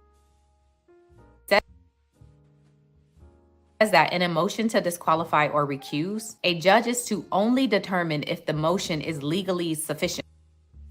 They are not to question or determine the truth of what's being alleged in the motion, nor are they to determine the good faith of the person asking for the recusal. The judge is only supposed to determine that if what is being alleged were to actually be true, would that be enough for a reasonable person to believe that there is a bias? And if the answer to that is yes, the judge is supposed to recuse himself. And if they're looking for volunteers for a reasonable person, I think I'm pretty reasonable and there's a bias. Here it says, quote, this court's conduct raises a strong finding that it has become personally embroiled in the case. It is clear even to a casual observer that this court's involvement in the controversy requires this court to be disqualified, recused, and/or removed from further proceedings in this case immediately. And another judge who will duly exercise the powers of the judicial branch with partiality, clarity, and fairness must be appointed to this case. Steele says that Judge Glanville, Ms. Love, and Ms. Hilton will all be called as witnesses at trial for the jury to understand this ex parte meeting and to determine demeanor and credibility. Additionally, they are requesting that all ex parte meetings be disclosed immediately in order to properly reveal the full extent of all violations of law and ethics. Then there's an affidavit attached from Brian Steele and Keith Adams, and I just want to highlight number 8 and number 9 in this affidavit. Number 8 says that the ex parte meeting lasted for approximately 2 hours, and during it, Kenneth Copeland was insistent that he would continue to plead the fifth on the stand, even after they told him that they were going to put him in jail. From there, Miss Love and Miss Hilton ignored Kenneth Copeland's insistence to not testify, telling him he would be held in custody until all 26 indicted defendants finished out their cases. And that, Brian Steele and Keith Adams say, is witness intimidation and coercion. On to number 9, which says that the judge provided Mr. Copeland with a written copy of the statute on crimes of perjury as well as false swearing. This is no subtle gesture, and one that helped the prosecution team to obtain their mission for Kenneth Copeland to change his mind and testify. Brian Steele and Keith Adams say that the judge became a member of the prosecution team when he assisted them in getting a material witness to change his mind and get on that stand and testify against Jeffrey Williams. So I'm not a lawyer, but this is wild. What y'all think gonna happen? Y'all think the motion for mistrial gonna be denied again?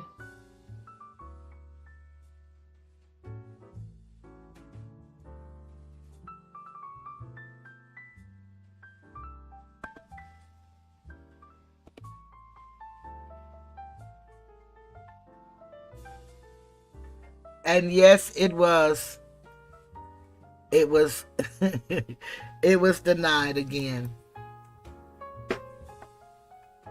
So here we go.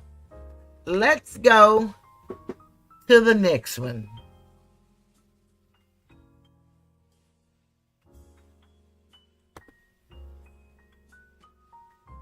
Attorney's office for response. I mean, this is the Fulton County DA's office in Fulton County.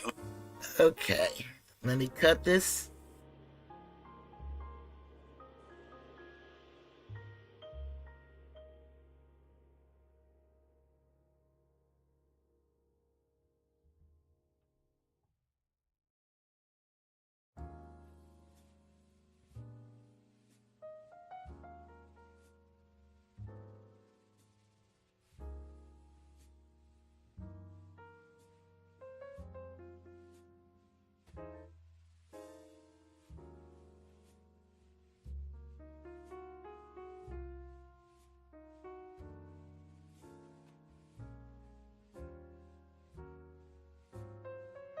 Over what they say are violations of Georgia's open records law as it pertains to Ashley's now famous quest to uncover information regarding how the district attorney's office spends its money and on whom and in what way. Before we get into that, I wanted to take just a minute I want to share with you, well, just take a look for yourself. This is something that someone named Rob forwarded to me, and I posted it on my X Twitter feed here. This is apparently the Fannie Willis campaign text. And as I point out, apparently the words attacked and over-sexualized and stand in solidarity with Black women in positions of power. These things have apparently been poll tested as effective, it seems.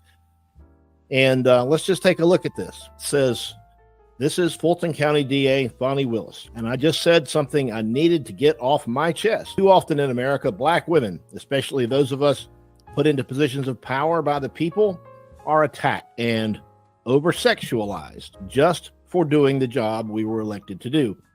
As I continue to do my job and seek re-election in 2024 as Fulton County District Attorney amid disingenuous attacks from the right-wing media, harassment, and regular death threats, I do sometimes stop and wonder, would all of this abuse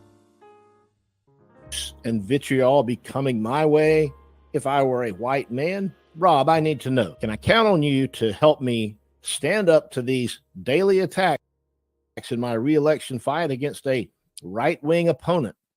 If you will stand with me and stand in solidarity with Black women in positions of power, please donate any amount here. And you can see there in that link, essentially it says, protect Black women. This is the state of the campaign for the district attorney's office here in Atlanta, Georgia. So here we go. Let's go ahead and bring up, if we can, the lawsuit. And this thing is well over the whole thing is over 100 pages long, but the relevant portions of it are not. So that's the good news.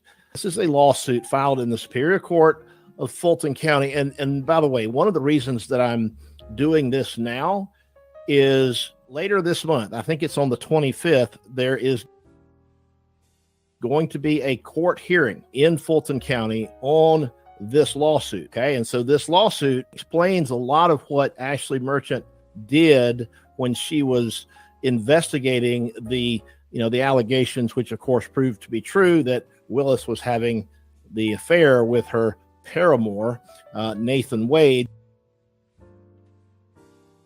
And the allegations were, of course, that she personally benefited monetarily by virtue of him spending some of the money that he was being paid to take her all around the world on romantic getaways and that sort of thing. So it was a conflict of interest. And that, of course, is now the basis of the appeal that's pending before the Georgia Court of Appeals, whereby the 6 or 7 of the defendants are seeking to have Willis disqualified and removed from the case. And in fact, they're seeking to have the entire indictment dismissed on the basis of the conflict of interest. So this provides some interesting backstory, but it's also relevant because we've got a court hearing that's coming up. All right. So this is the Superior Court of Fulton County, and we have the plaintiff is the Merchant Law Firm PC. That's the business entity that she operates out of against the Fulton County DA's office. And it's called a complaint for violation of Georgia's Open Records Act and motion for defendant to show cause. The introduction here says the Georgia's Open Records Act is the important mechanism by which citizens of Georgia are able to evaluate their government's use of resources, and that includes prosecutors. They are the government. The Georgia General Assembly explained the purpose of the act. The General Assembly finds and declares that the strong public policy of this state is in favor of open government, and that open government is essential to a free, open, and democratic society, and that public access to public records should be encouraged to foster confidence in government, and so that the public can evaluate the expenditure of public funds and the efficient and proper functioning of its institutions. This article shall be broadly construed to allow the inspection of government records. Let me pause just a second. Do you think that the money that's paid by a district attorney when she uses a no-bid contract and gives one of those no-bid contracts to her lover, paying him orders of magnitude more money than the assistant district attorneys who are the full-time employees and criminal lawyers employed by the DA's office? Do you think that that is a type of expenditure of public money that the public would have some interest in? I think so. And I think that's why this is all so relevant. They point out that the public policy behind the act is to encourage transparency in government. They point out that DA Willis has made public statements indicating that she would lead the DA's office with a stated goal of being transparent with the citizenry. The DA has denied plaintiff the right to inspect a number of Fulton County DA records. Some of these would include reports provided to the Fulton County DA by third-party media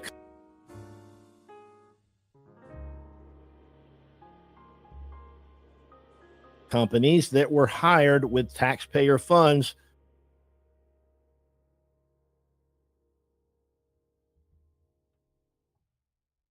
to track the impact of Ms. Willis' statements to the media and whether such statements were viewed favorably by the public. Ms. Willis first began contracting with these companies just immediately before the DA sought to investigate and indict Mr. Roman and the other co-defendants. Of course, Mr. Roman is Ashley Merchant's client, so that's why she speaks of him. So what this is about, this piece of it, when all of this started happening, we had the special purpose grand jury first. And of course, that generated a lot of media attention. And so they literally hired this company. They contracted with this company to monitor her media presence. to basically track how fast and how far and how high, I should say, her star was rising in the media. And so this was apparently something that was actively being tracked by not only Willis, but others in senior management there at the DA's office. Because after all, it's not just about getting Trump. It's about making sure that her star rises high enough, fast enough, because there's got to be something bigger in her political future. So she may as well start planning for it now. As more fully shown below, the DA is in clear violation of the act and appears to be intentionally withholding information in advance of scheduled evidentiary hearings in 2 separate proceedings. And here they're talking about the motion hearings on the motions to disqualify. This lawsuit was filed before that. We just haven't had any hearings on it yet. It says that they appear to be intentionally withholding information in advance of scheduled evidentiary hearings in 2 separate proceedings and has forced the plaintiff to take action through this filing to obtain relief. These are not the efforts of an agency that values transparency, and the plaintiff requests that the court grant the relief requested and find that the DA must permit inspection and copying of numerous categories of documents that still have not been made available to the plaintiff. It is evident that the DA has withheld records without justification under the open record statute. We can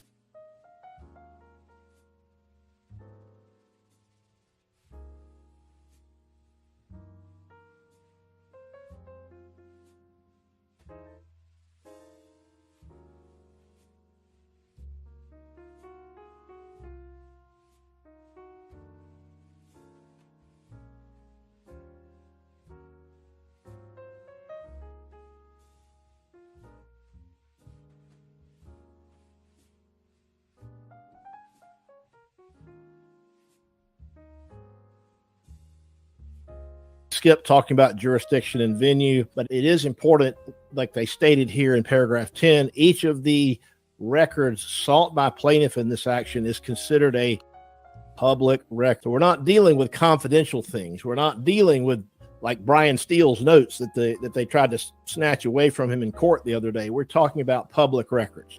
They point out that the plaintiff is a Georgia corporation and the defendant is the county. That's the dog catcher and his cronies. They're flagging.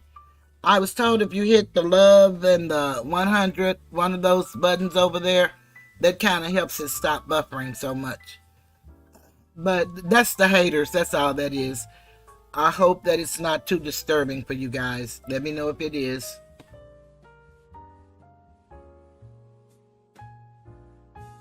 And all of its agencies, etc., including the DA's office. All right, the factual background. I apologize if I'm going to do my best to not get too much into the weeds here.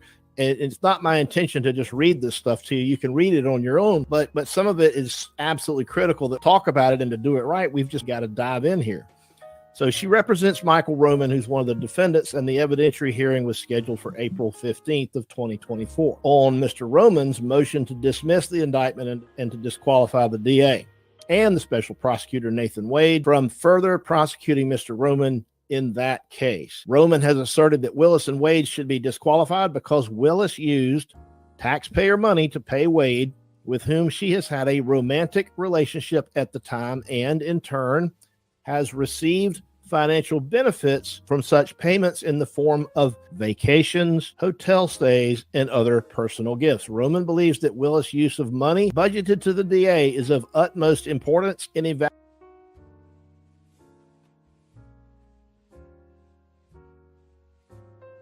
evaluating whether Willis and Wade have an irreparable and fatal conflict of interest, and whether and to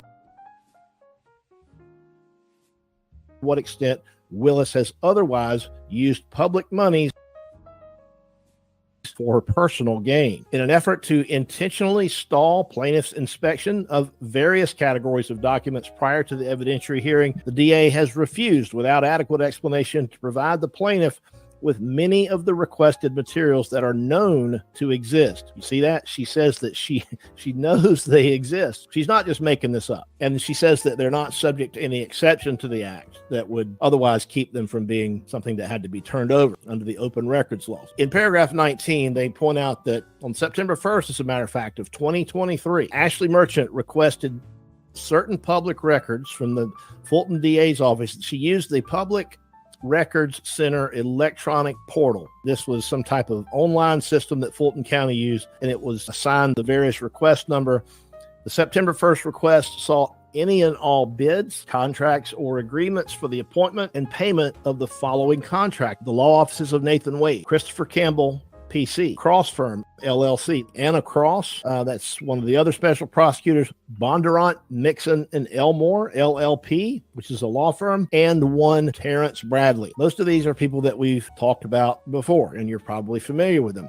She says here specifically, I am seeking their invoices, contracts, county approval of these vendors, and any other documents regarding the contracting and payment of these vendors. Plaintiff did not receive any documents within 3 business days. And by the way, that's what the Open Records Act requires, is that a response be given within 3 business days. You don't have a lot of time if you're the government to sit on these things. And if you fail to comply with this, the Open Records Law allows you to do just this: bring a lawsuit, try to deal with it. There were no legal exceptions asserted by Fulton County. So on September 7th, Ms. Merchant followed up to inquire when the documents would be available. She followed up again on September 11th, 13th, 14th, and 15th. Despite not providing numerous invoices and other documents in response to the September 1st request, or any reason for failing to do so, on September 17th, listen to this, guys, the county just closed the request without responding to it at all. They simply just closed the request. So on January 24th, 2024, she had to refile her request for agreements and contracts set forth, the same thing she asked for September 1st. And by the way, if you need a flow chart, you're not alone. I mean, this is something else here, the obfuscation by the county. She refiled everything that she was asking for originally back in September. Said they attached a copy of the September 1st request. This request also sought anything that was newly created since September 1st that would have been responsive to the request. Again, did not receive any response. So she followed up again on January 12th and January 16th, 2024. And she's getting close, by the way, to this looming big hearing, the one that we all watched, that was so dramatic that, when Fannie Willis busted in like a wildcat with her tail on fire, demanding to testify after she had filed a motion to quash her subpoena, but I guess she gave up on it because she was mad that she was watching Nathan Wade be cross-examined. So she busted in so she could take the stand in that pink dress and call Ashley Merchant a liar. Yeah, that hearing. It had been now more than 3 months since the September 1st request. And on January 22nd, 2024, Fulton County responded that, quote, your request has been forwarded to the appropriate department and the time extended to accommodate the appropriate department. Mind you, I don't know that there's any basis in law for them to just unilaterally extend the time, but that's what the response was. Please see attached letter. This request has been extended. Fulton County, once again, they closed the request. They closed the request again on January 29th and referred her to see the September 1st original request. In the footnote here, they point out that Fulton County's action in prematurely closing the request and forcing Ms. Merchant to refile the request under new request numbers made the request process unnecessarily confusing and burdensome.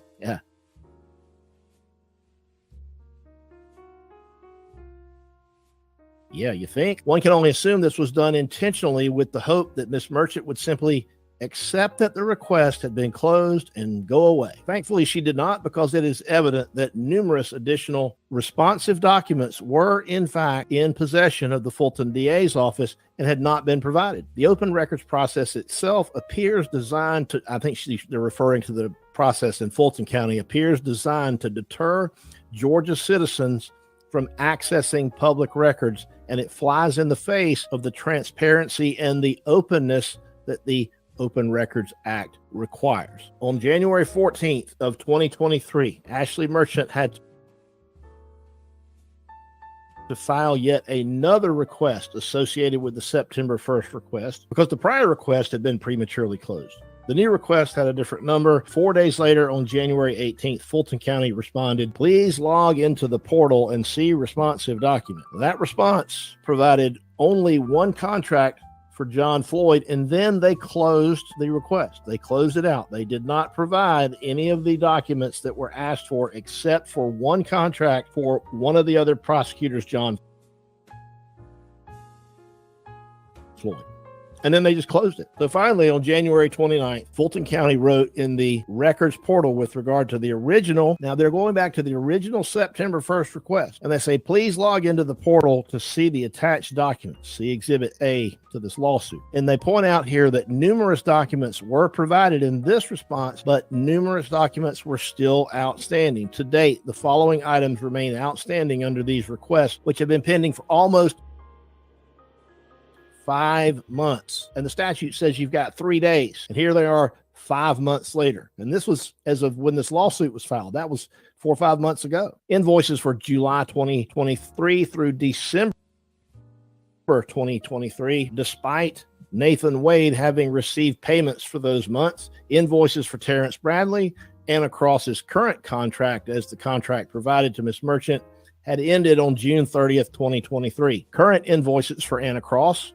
Her last invoice is from October 2023. And John Floyd's current contract, the contract provided for Mr. Floyd, had ended in October 2022. So what they're doing is they're slow walking this in the extreme, and they're just giving her a little bit here and there, and in some cases maybe nothing, and just closing out these open records requests. So here in paragraph 24, when a lawyer says upon information and belief, what the lawyer is saying is that they have a good faith basis for what they're about to say. The author of this complaint, by the way, is Ashley's husband, John Merchant. So what John is saying is that upon information and belief, he's got a good faith belief for stating that the documents sought in the September 1st, that's the original request, and all of the follow-up requests thereafter for the same documents were in fact in the possession of the DA. And he says they were intentionally withheld by the DA because the undersigned counsel filed a motion to disqualify Willis and Wade. And there has been considerable news coverage. See where we're getting at? There have been considerable news coverage of the financial arrangements between Willis and Wade. As shown below, a letter from the Fulton County DA's office confirms that the stonewalling continues. On September 15th, 2023, Ms. Merchant requested a different set of records from those sought in the September 1st request. So here we're looking at something different. Fulton County assigned this request a different number, so they're just going to call it the September 15th request, and it's attached to this lawsuit. And it was looking for copies of the monthly CARES Act reports for the DA's office showing how the CARES Act money was spent. This is COVID relief stuff, right? COVID relief money we're talking about. They want records showing how the CARES Act money was spent each month. On September 19th, the DA responded, quote, the Fulton County DA is in receipt of your open records request. However, after carefully reviewing your request, unfortunately, we do not have the responsive records. Now, does anybody believe that? Does that have the odor of mendacity itself? I mean, it's just everywhere. Upon information and belief, the DA and Willis are required by law to maintain records regarding the use of CARES Act monies received pursuant to federal ARPA grant funding. That's the American Rescue Plan. As a result, Fulton County DA and Willis should have records showing how those funds were spent. Nevertheless, and in addition to the other response, the DA responded, quote, in its normal course of business, they do not maintain responsive records. As such, we cannot produce the records you seek. Does anybody believe that? There's just no way that could possibly be true. January 8th, 2024, another request. Ms. Merchant separately submitted the following through the Open Records portal. Quote, I am seeking personnel records.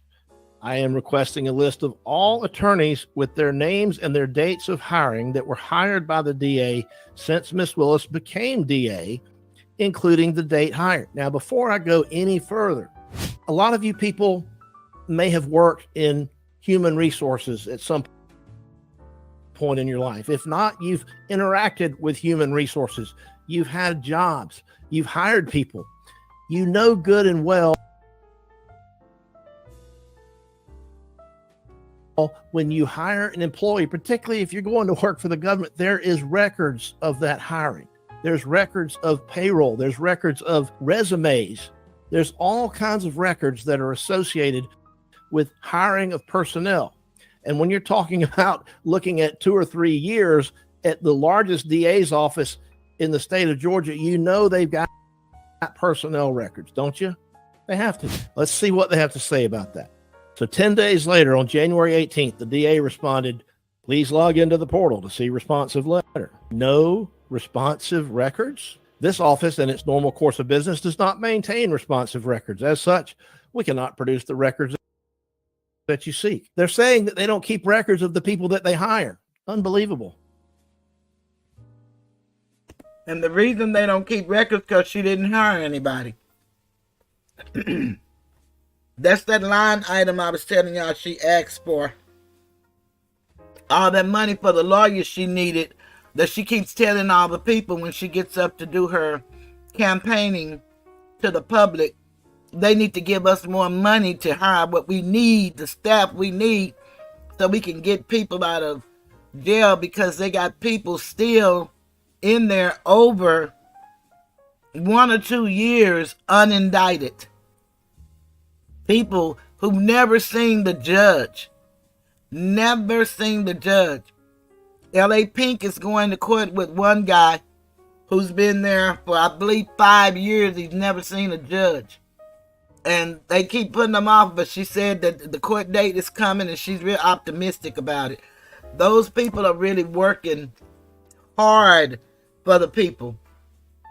And they do this because it's their ministry and their reasonable service. And these people are making millions. I mean, just really millions. And it's not their money, but they're spending it like it is. Unbelievable.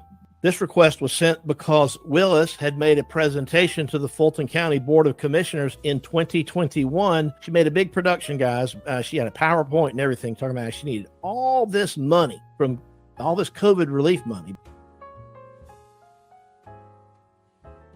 by the way, to clear up the backlog. She had to hire all these new people to clear up the COVID backlog. And the idea of what they're getting at here is that instead of using it to hire personnel to clear up the COVID backlog, they're using it to fund this racketeering case and this racketeering investigation and paying Nathan Wade and so on and so forth. So this request was sent because Willis made a presentation to the Fulton County Board of Commissioners asking for additional funding to hire lawyers and staff to assist in the clearing of the backlog of cases due to the COVID pandemic. If that was true in 2021, Ms. Willis did indeed hire lawyers and staff with the funding granted to her. There should be records relating to the new hires over the past 3 years.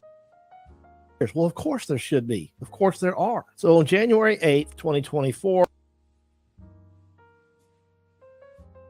another request says Ms. Merchant requested a copy of any and all documents, agreements, contracts, memos, written documents that employees, staff, or independent contractors of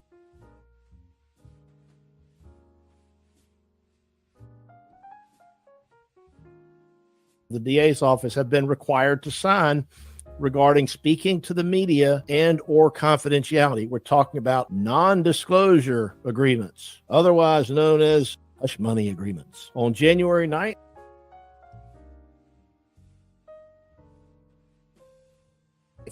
2024, Fulton County acknowledged receipt of this second January 8th request, but then responded 10 days later, of course, which is well beyond 3 days as the law requires. Here's the response. Please allow 10 business days for a response. To date, Ms. Merchant has not received any further response through the portal, but on January 26th, the DA's office said, in the normal course of business, we do not maintain responsive records. As such, we cannot produce the records you seek. Just unbelievable. Absolutely unbelievable. Upon information and belief, the DA issued a statement to the news media that the NDAs did exist, but they were later retracted. So the DA issued a statement that the hush money contracts did exist.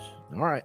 On January 9th, 2024, another request. Ms. Merchant sought, quote, a copy of any and all correspondence to or from vendor Critical Mention Incorporated. Critical Mention Incorporated is the media monitoring company. At the beginning of this live stream, we were talking about Miss Willis, and she had hired this media monitoring company to monitor how high and how fast her media star was rising. They paid tens of thousands of taxpayer dollars for this purpose, and they started paying them just before this RICO case started. So it's all coming together that this was some kind of coordinated plan that she was going to work the media angle just as much as she possibly could to try to get the very best possible press, because she knew this was going to make a splash in the media. So Ashley's trying to get correspondence to and or from vendor Critical Mention Incorporated, including copies of contracts or payments and all analytics and or reports from Critical Mention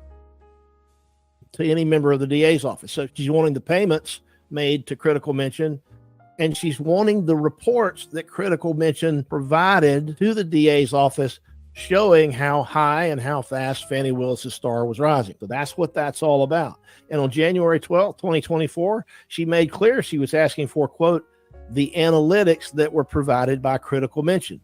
The contract is for media monitoring, and analytical reports are provided in response to this contract. And we asked in our open records request for those as well. On January 18th, 10 days after the original request, the DA provided some emails that make it clear that the DA used funds to contract with Critical Mention to monitor the media presence of Willis. Those emails contained attachments, which were the very reports that they were looking for. But guess what? The reports were not provided, simply the emails, but not the attachments.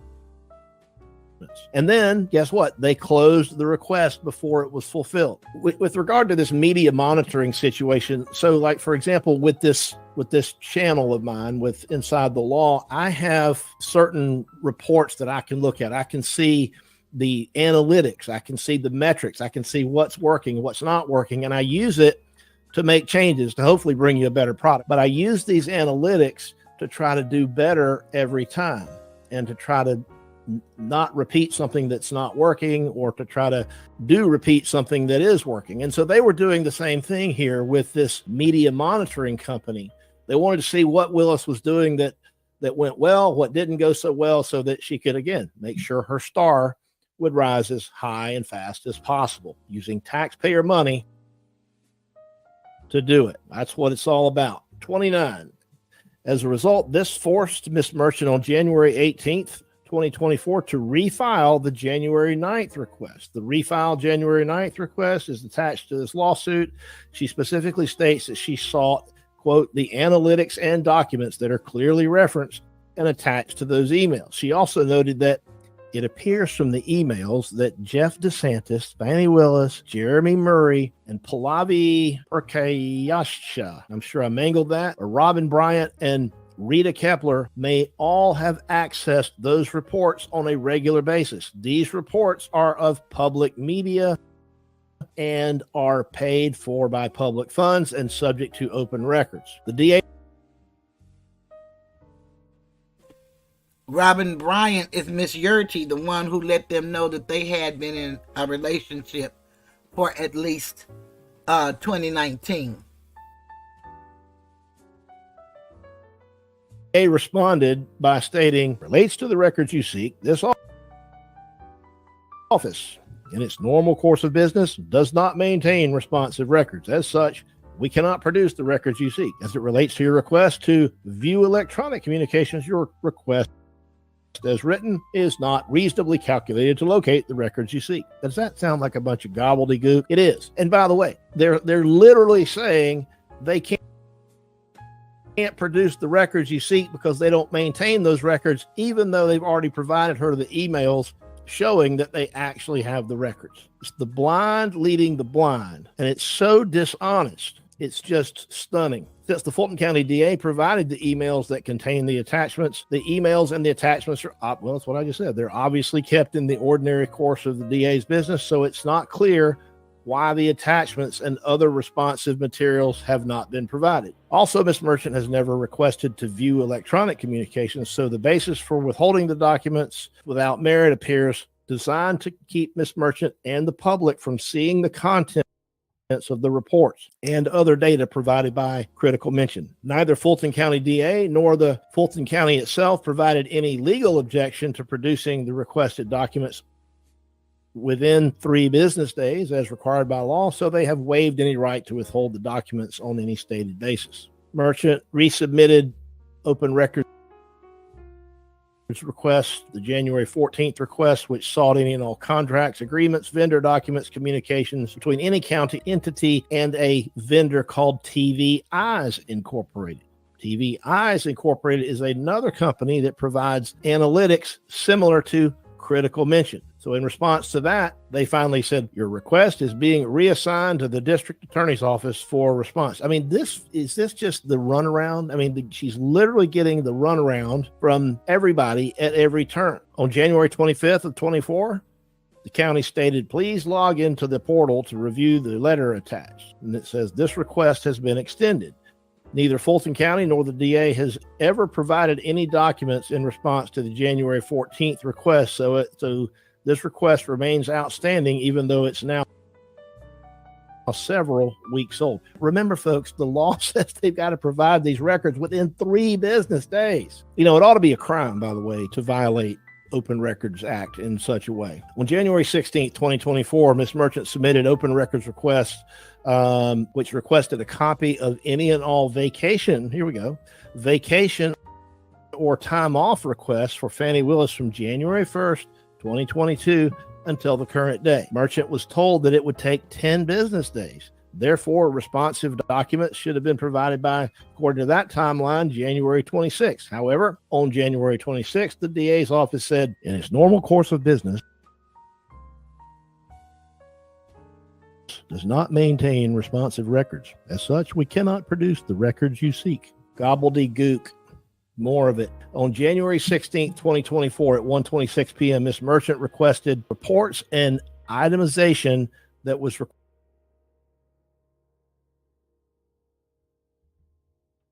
required by law to be submitted to the county as the local governing authority,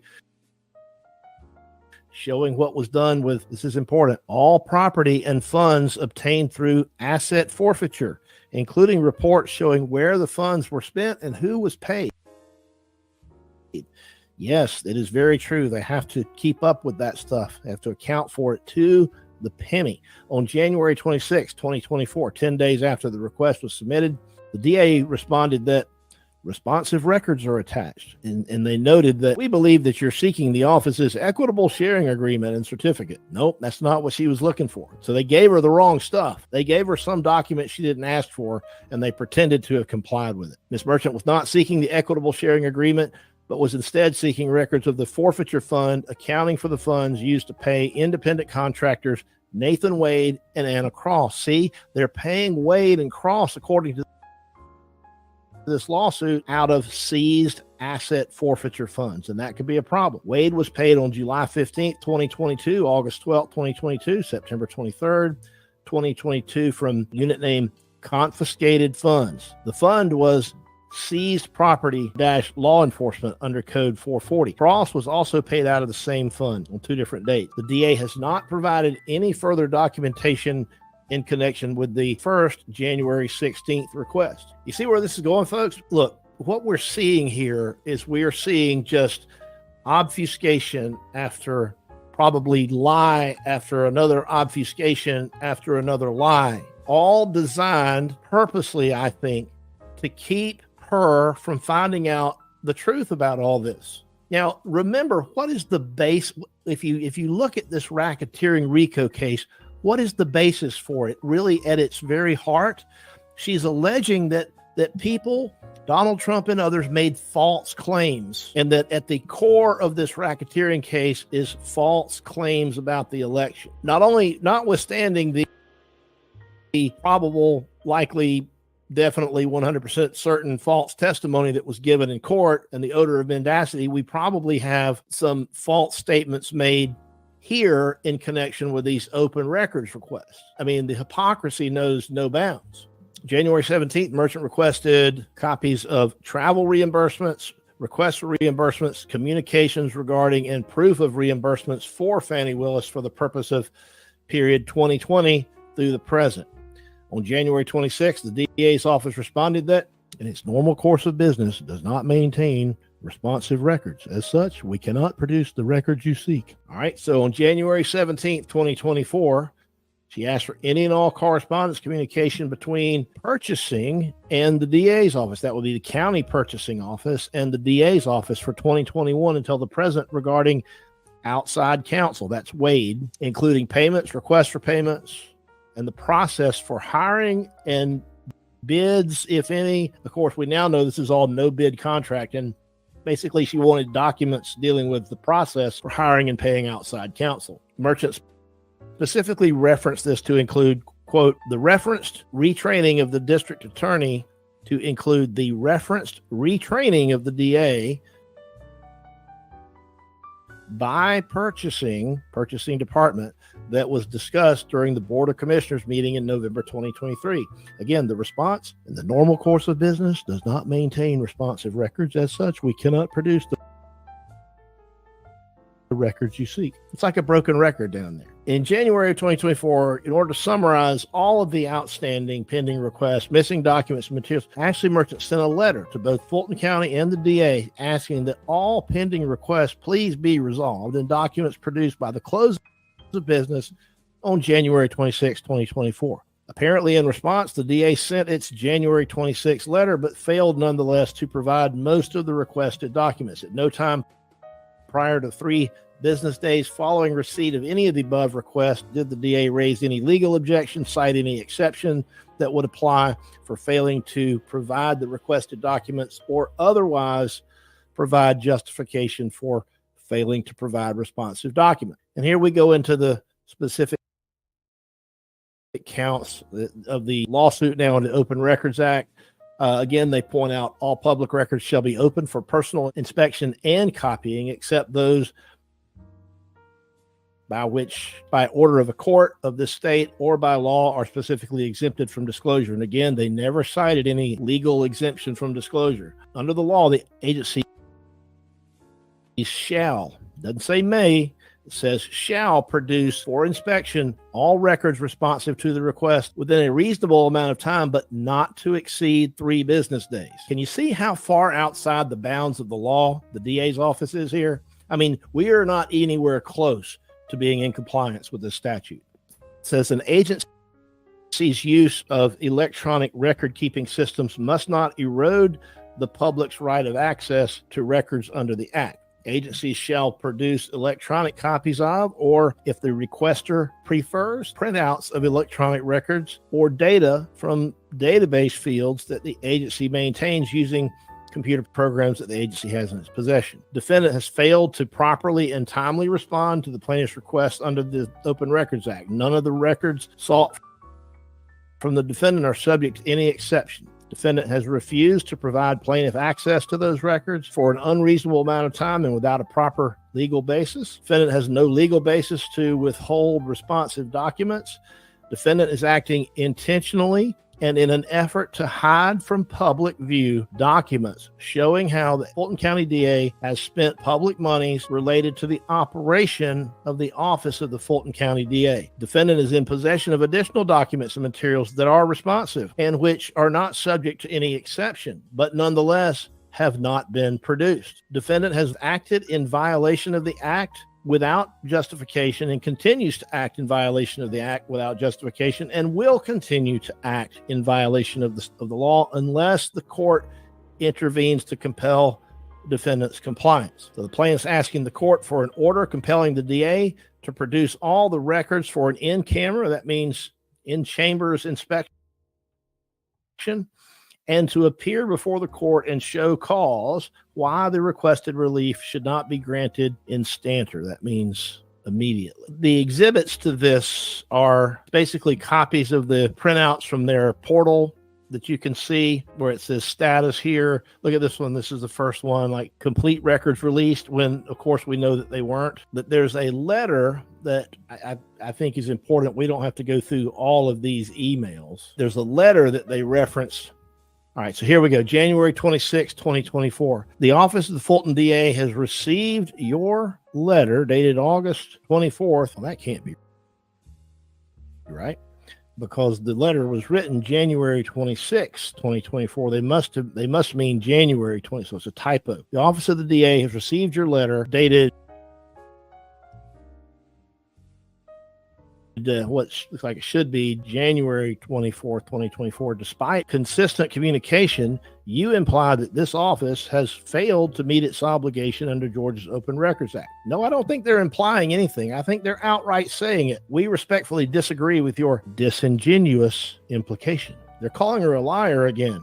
As you're aware, the Open Records Act requires a public entity to make county records available for inspection, et cetera, and so forth. They summarize the responses basically that we just went through that were part of this lawsuit that really were not proper responses. See, like, for example, they refer to their response here that Fulton County District Attorney in its normal course of business does not maintain responsive records. As such, we cannot produce the records that you seek. Speaking of records, they're like a broken one. Always the same thing. And then I thought that somebody was going to have the wherewithal to sign this, but they just said, sincerely, Open Records. Doesn't even have a person's name on it. They want to call her a liar, but don't even have the decency to put a name to that letter. They do at the top of the letter, though. It does have Fannie Willis's name, so she's ultimately responsible for all of this. I mean, that's it. That's the backstory, and we know that Ashley Merchant nevertheless got a lot of the information she was looking for, because she, of course, had a great hearing and series of hearings, I guess, that led to the odor of mendacity order that said that Willis had acted improperly, but that she didn't have to completely recuse her office if she would just let Nathan Wade go. And of course, that's the issue that's up on appeal.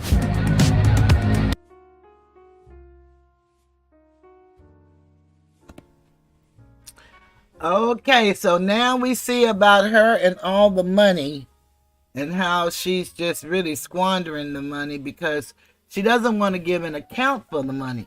But in my job, that's what we did, and we follow the money. The revenue agent will follow the books and, you know, how you report the money. And the revenue officer, which is what I was, we would follow the money and how you spend the money. So if you're spending this kind of money, you must have that kind of money. And then if it don't add up, then, you know, it's something wrong. And that's how that goes. So now we're going to see.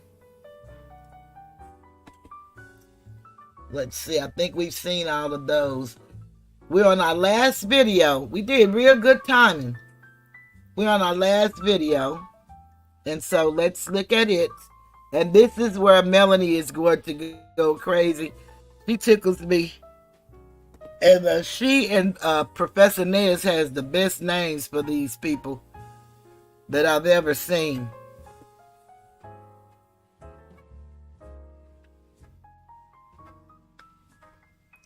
Let me see here. We want to hear what she has to say. Now, this is going to go back to the trial, I believe. No, yeah, it is going to go to the trial, but it's going to go with Fonnie as well, because this is going to show that the judge and them already knew that they were going to arrest that young man. So that's what this is about. And she's going to be using Phil's video.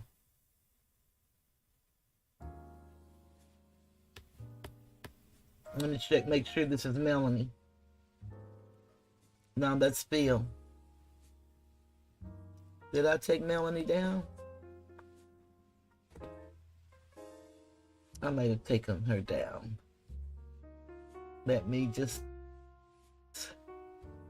do this right quick.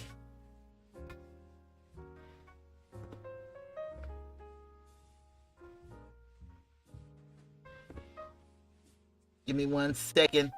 This is really, I mean, it's really interesting. And I did put that link in there. I'll put it back in there if anybody decide that they want to, you know, participate and stop the craziness that's going on.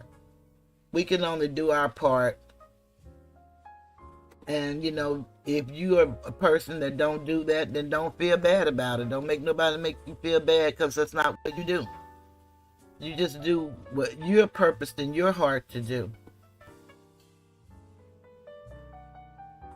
And that's all any of us can do, to be honest. I was hitting that little button so much, I must have hit all kind of stuff.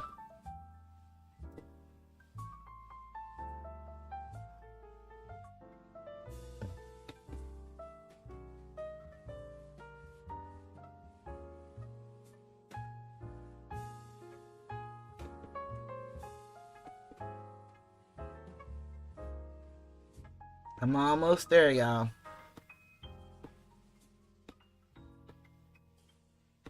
This has been a night. I've had to hit that button so much my thumb is about out of whack, because I believe, along with just the regular buffing, that I've been getting flagged a lot from craziness, but no one will stop me. I think I'm going to invest in me another home line. I used to have a landline, but you know, after a while everybody's doing sales, so you don't do landline. But I'm going to have to get me an Ethernet so that I can not deal with this craziness. But here we go, y'all.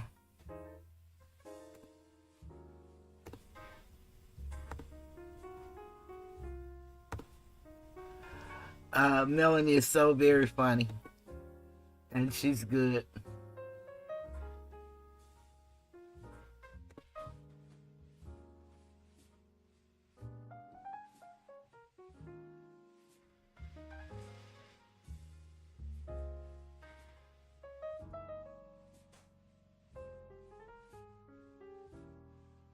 Okay, I was reading all that, and then this is my first time seeing this part.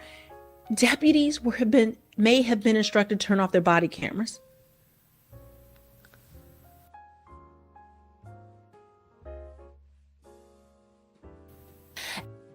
As asserted in her motion to recuse, this court filed at 10:40 p.m. on June 14, 2024. Attorney Bumpus, by her counsel, verified the below facts.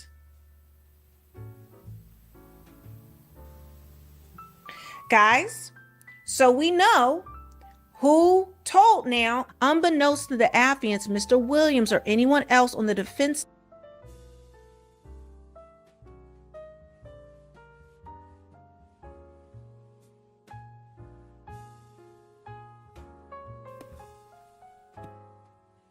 Melanie got that part wrong. She didn't tell. Miss Bumpus did not tell. Someone else told. And we'll see it whenever they have the hearing. They were supposed to have the hearing on the 25th, but the judge now, since getting hit with all of these motions, he has now put it off until they get ready to cross-examine Mr. Copeland, and that's when he's going to allow them to have their hearing. The judge is doing everything wrong. I think he's in Veterans Court, and he's really going out bad to be such an honorable man and have the accolades that he has. He's really doing himself a disservice.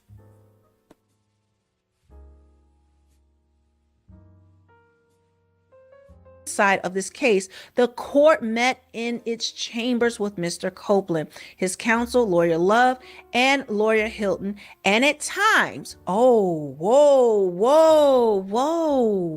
guys, at times, court reporter Weaver, as well as sheriff deputies and other persons.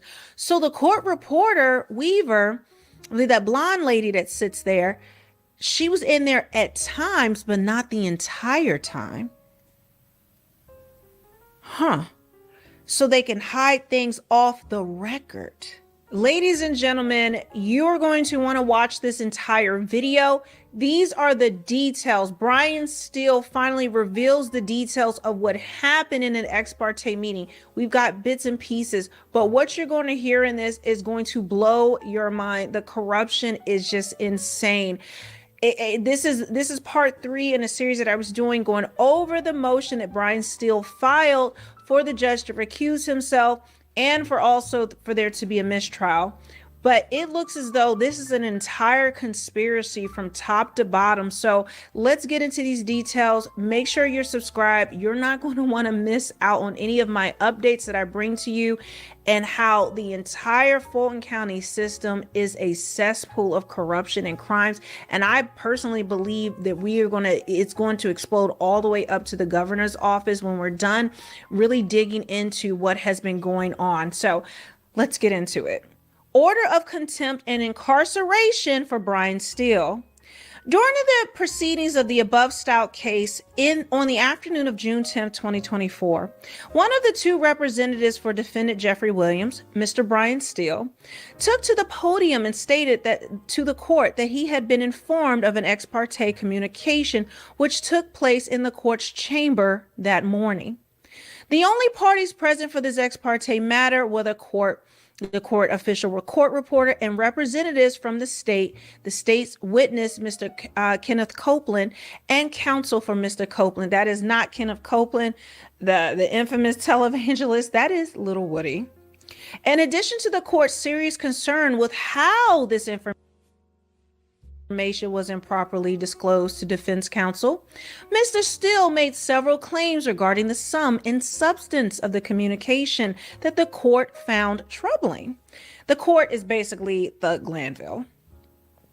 The court, having told Mr. Steele multiple times that he needs to tell the court how he came into the information, and the court having explicitly warned Mr. Steele that he faces contempt of court, should he not comply, the court finds Mr. Steele has repeatedly refused to follow the court's order. I hate that it says court because we know it's the Glanville. Every court has the power to compel obedience to its orders and to control the conduct of persons conducted within a judicial proceeding. One who disobeys an order or command of the court may be found in criminal contempt. He's just citing case law. He's citing the law.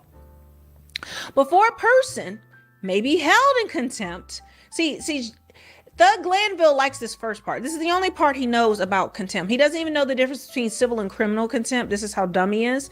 But he just likes this part. One who disobeys an order or command of the court may be found in criminal contempt. But he didn't even know it was criminal or civil. That's how, so he just wants to apply this hammer of a law and think that he can get away with it. But no, there's more to it. Before a person may be held in contempt for violating a court order, the order should inform him in definite terms as to the duties thereby imposed upon him, and the command must therefore be expressed rather than implied. The question of whether a contempt has occurred is for the trial court, and its determination will be overturned only if there has been a gross abuse of discretion. Once an act has been determined to constitute contempt of court, the action the court takes to deal with the contempt determines whether the contempt is deemed criminal contempt or civil contempt. The distinction between criminal and civil contempt is that criminal contempt imposes unconditional punishments for prior contempt to preserve the court's authority and to punish disobedience of its orders. Thug Glanville has no idea what he's doing.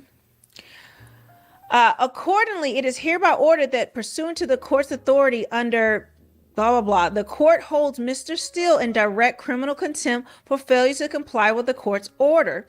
It is further ordered that Mr. Steele shall be taken into the custody of the Fulton County Sheriff and incarcerated at the Fulton County Jail for no more than 20 days of this contempt, which is the maximum. And those 20 days consisting of every weekend for the next 10 weekends. Mr. Steele is to report to the Fulton County Jail at 7 p.m. on Fridays and will be released at 7 p.m. on Sundays. Mr. Steele's incarceration is to start this Friday, June 14th at 7 p.m. and is not to end until Sunday, August 18th, 2024 at 7 p.m. So this is actually, guys, this is the order for incarceration for Brian Steele. So this is what it said. This is what Judge Glanville put out there. Okay.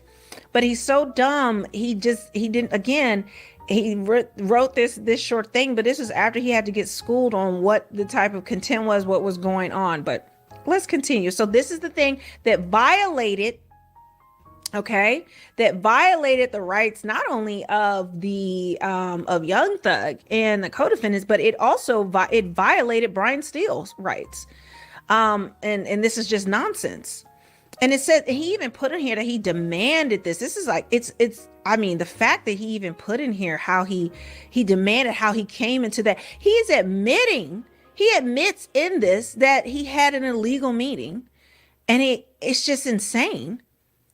It says that, look, in addition to the court's serious concern with how this information was improperly disclosed to defense counsel, the only parties present for this ex parte matter were the courts. So he admits who was present. Like, he literally admits to a crime while he's trying to punish the person who called out his crime.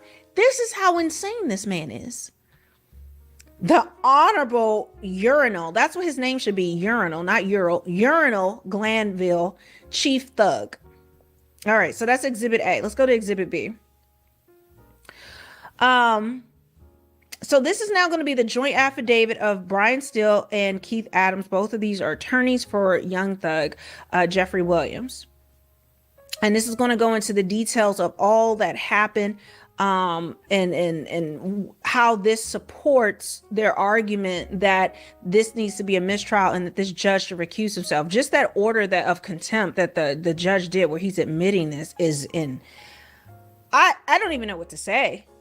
I'm flabbergasted. Like, he admits to his crimes and thinks that someone should be punished for telling on him. But we know the DA's office also punishes whistleblowers.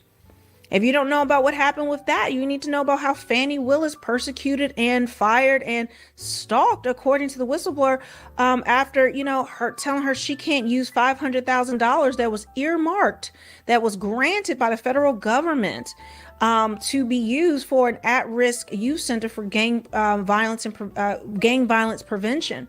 So that was never open. This money was used on swag, meaning merchandise with Fannie Willis's face, her fat Fannie, and this ratchet stuff to, swag to give away, or to, mugs with her name on it, different things. Travel, which we know she loves to travel when she's on that Grey Goose, that she admitted. And also for computers, because she needed new stuff. She didn't like that it wasn't like the brand new stuff. Of course, she needs all that those new things. So here is the joint affidavit.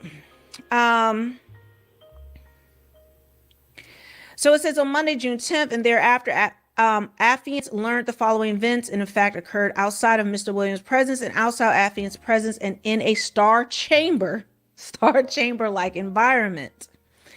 On Monday, June 10, 2024, undersigned affiants, specifically Brian Steele, asked to have a transcript of whatever conversations were memorialized, and affiants requested the actual recording of any discussed. Actually, let me move this over so you guys can see this a little better. There we go. So I'm reading up here. They wanted the actual recording of anything discussed at this improper in-chambers meeting on said date. This court has obstructed Mr. Williams and below affiants from having an exact image of what was said.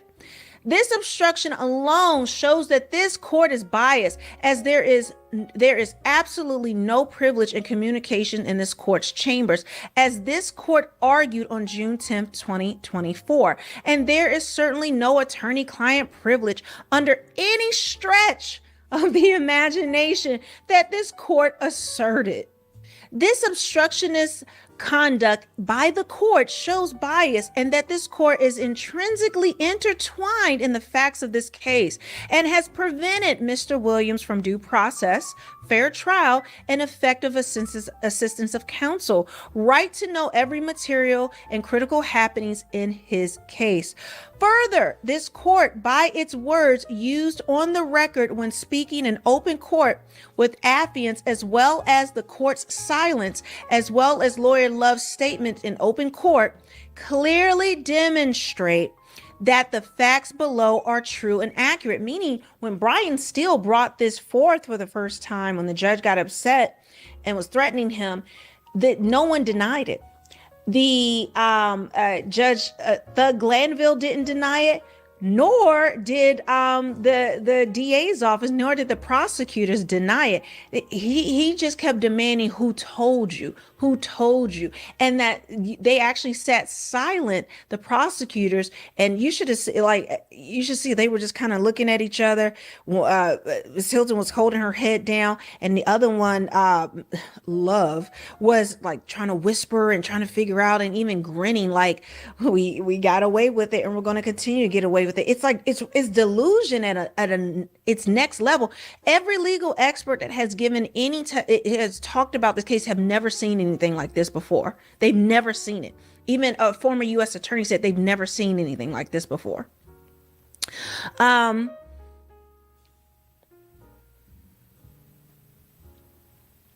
The court has also silenced witnesses by improperly issuing a show cause order for contempt, and thus making all witnesses in fear of going to jail if the truth is told about this improper violation of Mr. Williams's constitutional right to be present at every critical stage of his trial, fair tribunal, effective assistance of counsel, due process under the law, and the right to make a record in the case.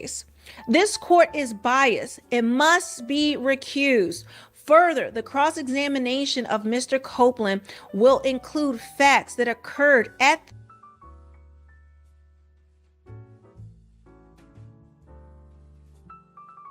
this Star Chamber meeting, which puts the credibility of lawyer Love, lawyer Hilton, and this court in issue. And this court should never be the person who is in charge of the jury when the court's conduct is being questioned based on the court's and lawyers for the state of Georgia's action. Mr. Williams has been put into a trick box by the misconduct of lawyer Love, lawyer Hilton, and this court. The court must be recused, a mistrial declared, barred by double jeopardy based upon prosecutorial misconduct and judicial misconduct, saying they can't even bring this up again. This double jeopardy is applied because of this misconduct. Not only should this be a mistrial, not only is this should he recuse himself, not only is this an automatic this is automatic going to be a reversal, but this we're now applying double jeopardy. They cannot be retried for these charges again. Mr. Kenneth Copeland, a witness who has been called by the state and sworn on Friday, June 7, 2024, and who invoked his Fifth Amendment and was held in civil contempt by this court, was brought to the Fulton County Courthouse on Monday morning, June 10, 2024. Unbeknownst to the affiants, Mr. Williams, or anyone else on the defense side of this case, the court met in its chambers with Mr. Copeland, his counsel, lawyer Love, and lawyer Hilton, and at times, guys, at times, court reporter Weaver, as well as sheriff deputies and other persons. So the court reporter Weaver, that blonde lady that sits there, she was in there at times, but not the entire time. So they can hide things off the record. But see, I wonder, guys, in the sheriff's office, so the police are involved in this cover up and this crime.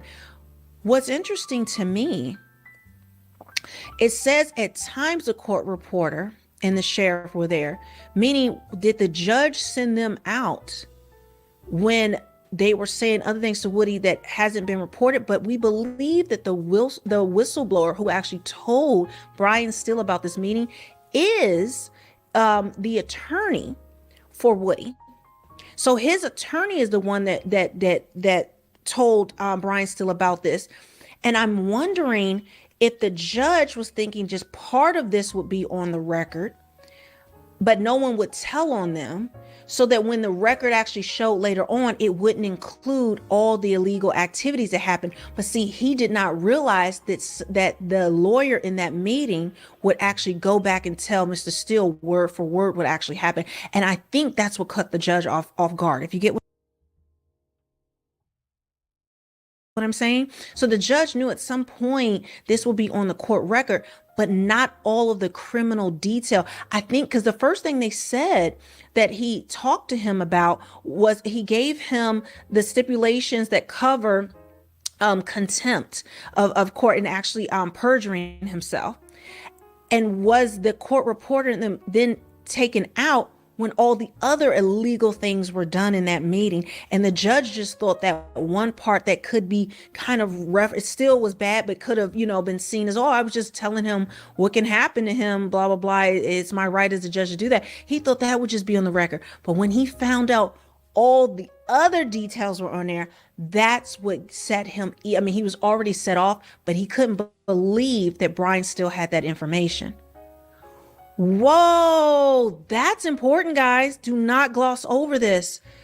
This is conspiracy to cover. Okay, let's keep going. Deputies may have been instructed to turn off their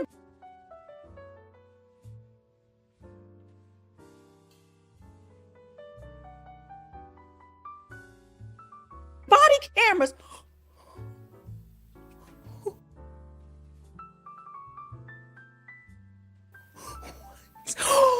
Okay, I was reading all that, and then this is my first time seeing this part. Deputies may have been instructed to turn off their body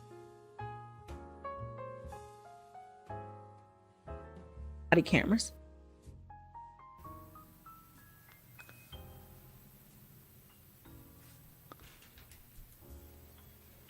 What did I just tell you? I didn't even get to that part yet. What did I tell you? Who instructed them? Would the DA instruct them? That doesn't make sense. They're not in charge of this. They're part of it, part of this crime. Who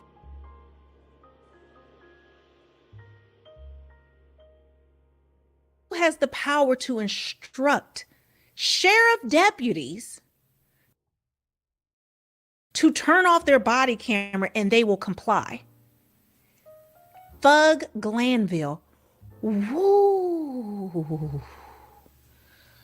Oh my gosh. Guys, so we're going to get the body cam footage to see were they turned off. And we will see the judge telling them to turn them off. You see, this is why it's important that you go through all of these court documents and not just take the headlines. We need these details, and we are exposing the truth. Wow. Okay. I got goosebumps. Sorry. There was and is nothing privileged under law about this improper ex parte meeting. The court and the others met with Mr. Copeland for a lengthy period of time. The total ex parte meeting lasted for more than 1 hour, approximately 2 hours, with the above named people at the meeting at all or various times.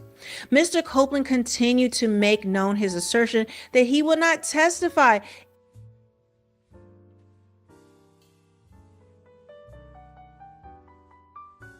even in the face of being held in contempt in order to testify under use immunity. This court and lawyer for the Fulton County District Attorney's Office, Love and/or Hilton, ignored Mr. Copeland's decision and continued to declare that Mr. Copeland that he will be held in custody until he testifies, or alternatively, if he persists in refusing to testify, he will be held in custody until not only Mr. Williams' current trial resolves, but until all 26 indicted persons' cases are resolved, whichever is longer. This court was a participant and was present during these admonitions and / threats to Mr. Copeland. This is witness intimidation, coercion, and the court has become a member of the prosecution team in assisting the prosecution to induce a material witness to testify. This court, lawyers Hilton and Love, are now all witnesses in this case and will be called by Mr. Williams and or possibly other accused, so the jury can determine demeanor and credibility of what occurred at this in-chamber meeting. Please note that the witness list is hereby amended by this joint affidavit to include the court, basically Thug Glanville, lawyers, district attorneys, Love and Hilton, and all other relevant material persons that have information to share with the jury regarding the conduct. And let me remind you all, or remind you if you didn't know, that it was 14 people in that room. 14.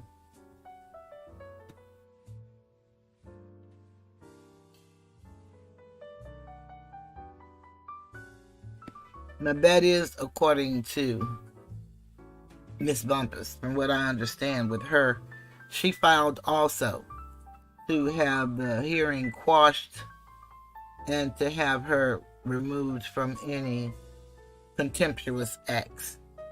So,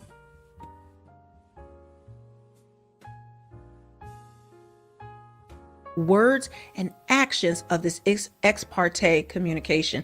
I cannot wait for little Woody to give testimony about what they did to him in that room. This court provided Mr. Copeland with a written copy of the statute on crimes of perjury as well as false swearing.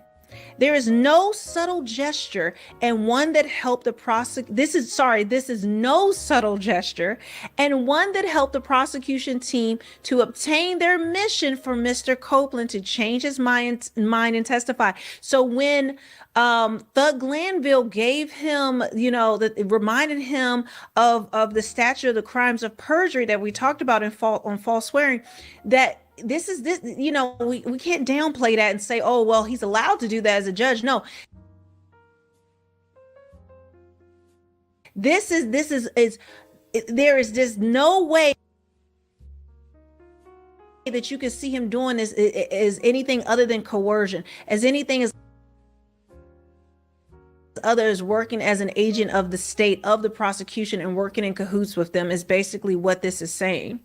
Lawyer Love made representations to this court in front of Mr. Copeland and his counsel, sheriff deputies, the court reporter, and others that Jonathan Melnick, Esquire counsel for Mr. Copeland, committed misconduct during his representation of Mr. Copeland and was not representing the interests of Mr. Copeland.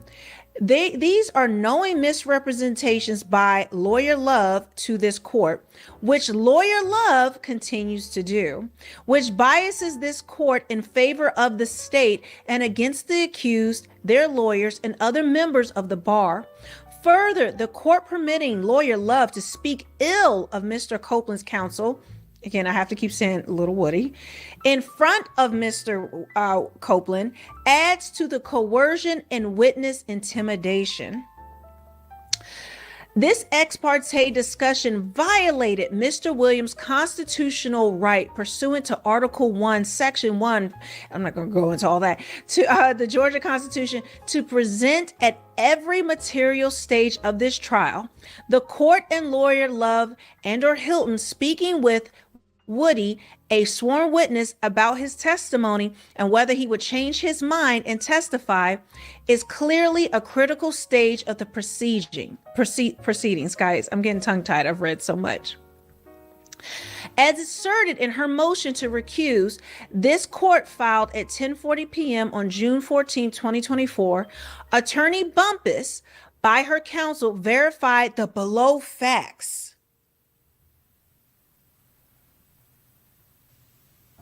Guys, so we know who told now. It is the Bumpus, Attorney Bumpus, she is not the actual attorney for little Woody. She's not the attorney, and she's not the one who told. She verified what was heard. They have an actual recording of everything that went on. Someone kept their iPhone on, Miss. They are supposed to have a recording of everything that went on. And it was not Miss Bumpus at all. She just verified what was said on the recording.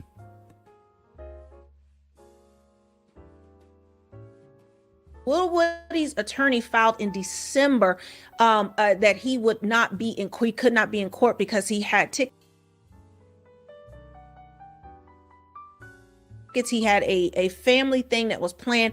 He gave well in advance notice to the court, months in advance, 6 months advance notice to the court that he would not be in court during that time. And so we brought in Attorney Bumpus as his replacement while he is not able to attend court. Okay. So the judge is trying to figure out who snitched on him in this meeting, from this illegal meeting. Well, it was, it was suspected that it was Attorney Bumpus who Woody actually fired. It's a whole thing, guys. I can't get into it. But this is now that she is asserting, she is swearing an affidavit that this is what happened, that these are the facts. When she was there, this is what she witnessed. These facts are adopted into affiant's affidavit as below. These facts are assertions of Attorney Bumpus as statements of her lawyers. So she has attorneys as well, because remember, the judge is threatening anybody, and he's basically, he loves threatening people, and he's basically threatening anybody who told, I'm going to find out who's the rat who snitched on me, and he's basically wants to punish them and effectively have retribution against whoever told, which would be her. And it says as follows: on Monday, June 10th, 2024, at approximately 8:30 a.m., Mr. Copeland and his lawyer, attorney Kayla Bumpus, were escorted into the court's chambers and conducted an ex parte meeting regarding whether Mr. Copeland would testify. Those present for the substantive portion of this ex parte meeting were Thug Glanville, Mr. Copeland, Woody, his attorney Bumpus, DAs Love and Hilton, prosecution, members of the court security staff and deputies, 2 investigators from the Fulton County District Attorney's Office, and the court reporter. So now we know not only was it the security staff, the sheriff deputies, but now 2 investigators from Fannie Willis's office was sent there. So Fannie knew about this. I mean, she knew about it. I mean, of course she knew about it. Okay. But I'm just saying. And then the court reporter. In chambers, this court asked Mr. Copeland whether he was prepared to testify. Mr. Copeland announced that he planned to again invoke his Fifth Amendment privilege on the stand. A conversation among the parties ensued regarding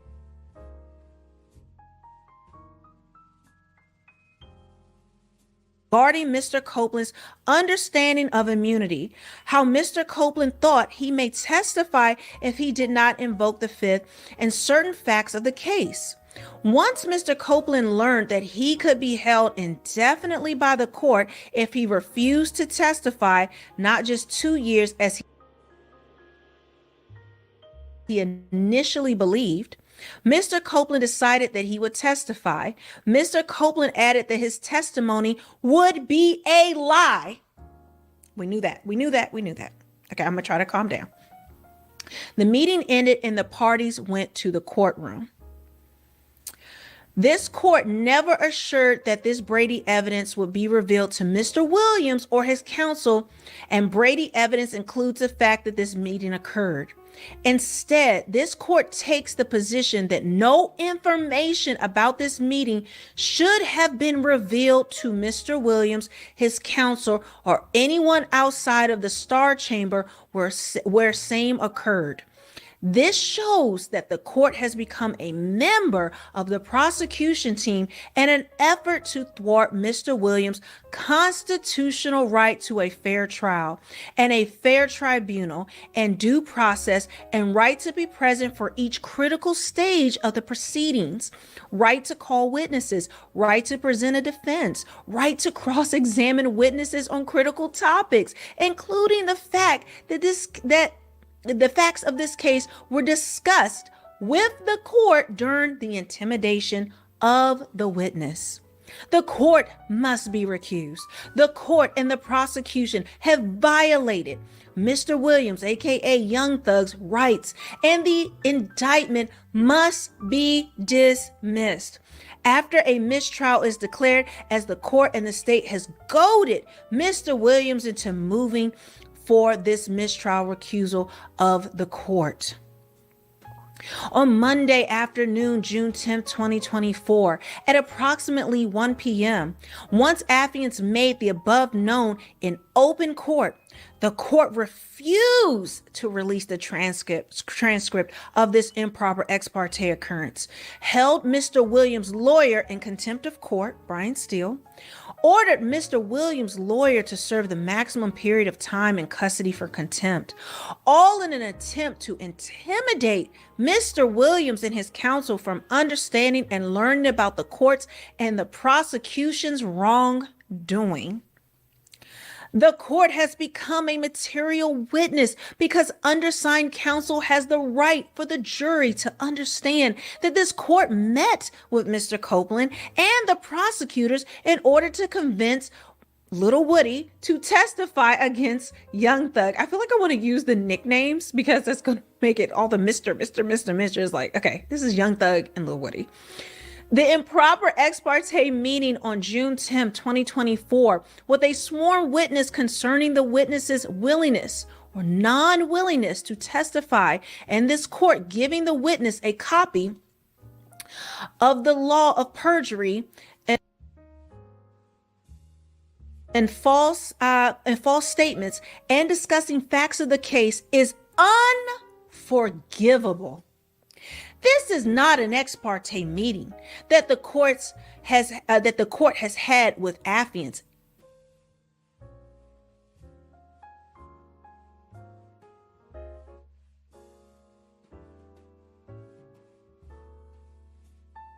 Ever. Meaning, this court, Thug Glanville has never had an ex parte meeting with any of the defendants or their counsel.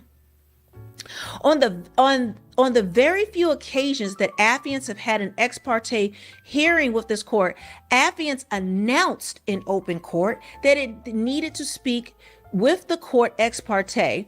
There was no objection by the prosecution, and same occurred. Never was a witness involved in these rare ex parte meetings. Affiants demand to question this court and the above lawyers for the district attorney's office, Fannie Pack Willis, loose on that gray goose, gorilla grip, as to how many ex parte hearings they have had. I never even thought about, okay, wait, stop. I thought, okay, remember I have mentioned several times in many videos that if they're willing to do this and this is filmed and all of this, what other things have they done? But it never occurred to me, they only know about this ex parte meeting because there was a whistleblower for it. But how many other ex parte meetings have taken place? This couldn't be the first time they've done it. This trial has been going on nearly 2 years. And this cannot be the first time this has happened. Wow. I didn't even put two, like I knew other things had happened, but it's just seeing it like that. Like this is just, we only know about this because Miss Bump is told. The attorney Bump is told, but How many others happened and we don't know about it? How many other witnesses were intimidated? We have got to get this information. Wow. Or other ex parte things that are happening. Oh my gosh. Okay. Okay, I gotta keep going. Like I lost where I was. Okay, it says, okay, as to how many ex parte hearings they have had, the substance of those meetings, and who was present and the like. Even if just one ex parte meeting occurred, as did on June 10th, 2024, this mandates the court has forfeited its role as an impartial judge and has become a member of the prosecution team. The court must recuse itself. The court, on at least one occasion, has been fed improper ex parte information about the facts of this case and a witness's statement about the refusal to testify. The court met with a witness and spoke with the witness about the witness's willingness or non-willingness to testify along with the prosecutors, and then held undersigned counsel in contempt when undersigned counsel simply wanted to know why he was not notified of this ex parte, judicially and ethically prohibited meeting. Sorry, there's a little person that sneezed, a little creature. Have you heard that? The court has now placed the lawyer for Mr. Copeland and other unknown persons, that means Attorney Bumpus, it was for Little Woody, and other unknown persons in a position that they need to come before the court on a certain date to give testimony as to who gave information to affiants concerning this improper June 10th, 2024 Star Chamber meeting with Mr. Copeland, the prosecutors, and the court. The court has become the executive branch, conducting an investigation as a grand juror prosecutor. This court has lost all impartiality, and Mr. Williams cannot receive a fair trial with this court being present over the proceedings. There is more, guys. This court has falsely and wrongly accused affiant, specifically Brian Steele, of being unprofessional and unprepared in front of the jury. Neither claim was close to the truth or was accurate. The prosecutor sat silent as affiant was wrongly and falsely accused of improper conduct. So the prosecutor's office did, the DAs were silent while Brian Steele was being accused of these things by Thug Glanville. This court has violated every neutrality and impartiality that it was sworn to undertake. And then he cites case law. It says relevant law quoted in the attached motion and adopted and relied upon herein. Even knowing that the court has falsely accused Brian Steele of being unprofessional and unprepared in front of the jury, the court has refused to instruct the jury to disregard the court's improper comments. Like you could ever take that back. This clearly shows that the court is biased and impartial against Mr. Williams and or his counsel in favor of the state, as no fair judge would not correct such a serious misstatement made in front of the jury. The bias of the court is objectively proven.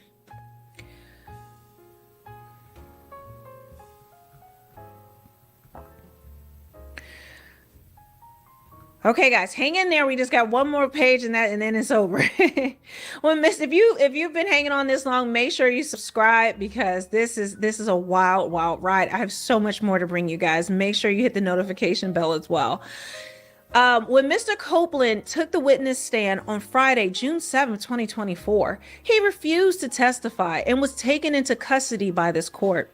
This court knew, as did the prosecution, that Mr. Copeland would refuse to testify in front of the jury, but the jury did not reveal, but the court did not reveal that fact or take any action to stop Mr. Copeland's refusal to testify in front of the jury. Mr. Copeland's refusal to testify in front of the jury prejudiced Mr. Williams a great deal, and the jury should have never heard Mr. Copeland exercise his Fifth Amendment right. This court told the courtroom deputies to prohibit the media from filming Mr. Copeland if and when the court ordered him to be arrested. This direction occurred before Mr. Copeland even took the witness stand on Friday, June 7th, 2024. How did the judge know this? This is even before the ex parte meeting. So was there another ex parte meeting about this? And also, if you haven't seen, I did a video where Brian Steele goes off on the judge because he's saying, why is the sheriff office surrounding and the DA surrounding Woody when he's not on the stand? They seem to be coercing him. So I'm going to do another video to pull this out so you guys can see what's going on. And then also a reporter for The Guardian and Rolling Stone talks about how the illegal things that they've done to reporters so that reporters cannot report the news. It's insane. I know I keep saying it's insane, but it is, guys. I don't know what else to say.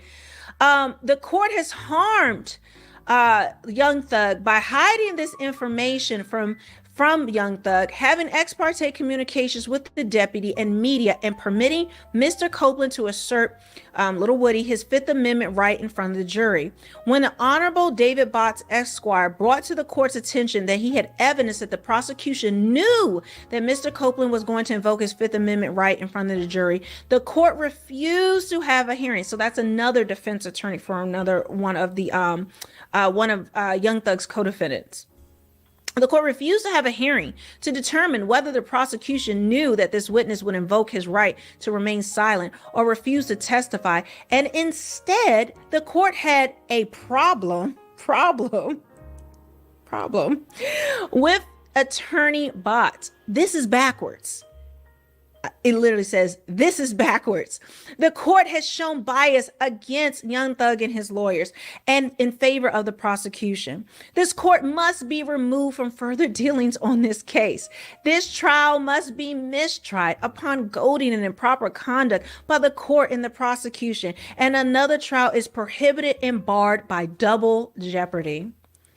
In sum, the court must be recused or the trial be declared a mistrial based upon the improper judicial and prosecutorial conduct that includes, but not limited to: 1, the court, lawyers Love and or Hilton are now witnesses because they helped Woody change his mind and testify by coercion. 2, the court, ex parte, assisted the prosecution by convincing Woody to change his mind and to testify against Young Thug. 3, the court has obstructed justice by ordering any transcript of the June 10, 2024 ex parte meeting not to be produced to affiants, defense attorneys, to use to particularize this affidavit, as well as to cross-examine Woody, the court, the lawyers for the state, and or others before the jury. The facts of this case were discussed with a court at this impermissible ex parte meeting, and Brady evidence was not revealed to the affiants by the court or the lawyers for the state. And they were not revealed by the court and or the lawyers of the state.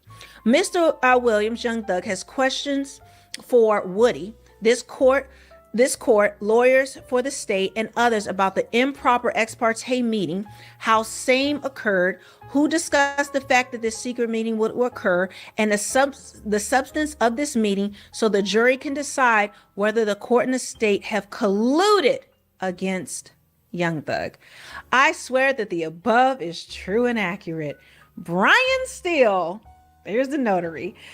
So this is the certificate of service of who was served with this copy of this, guys. So this is part 3, but this is the most explosive one because we are learning details about, we had some kind of brief knowledge, small knowledge about what happened in the ex parte meeting, but now we're finding out who actually told and details about the sheriff's office and what was going on in that. Again, until we get the transcripts, until we get testimony, until we get the recordings of this, we're not going to get the full picture of what happened in this illegal meeting. I'm going to keep digging for the truth.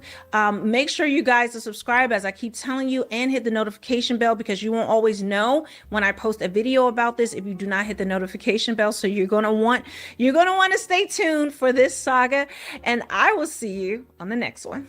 Bye.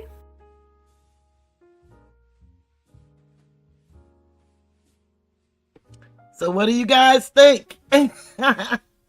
Boy, that is it's a mess going on in that courtroom. And the judge, he just act like, he's right.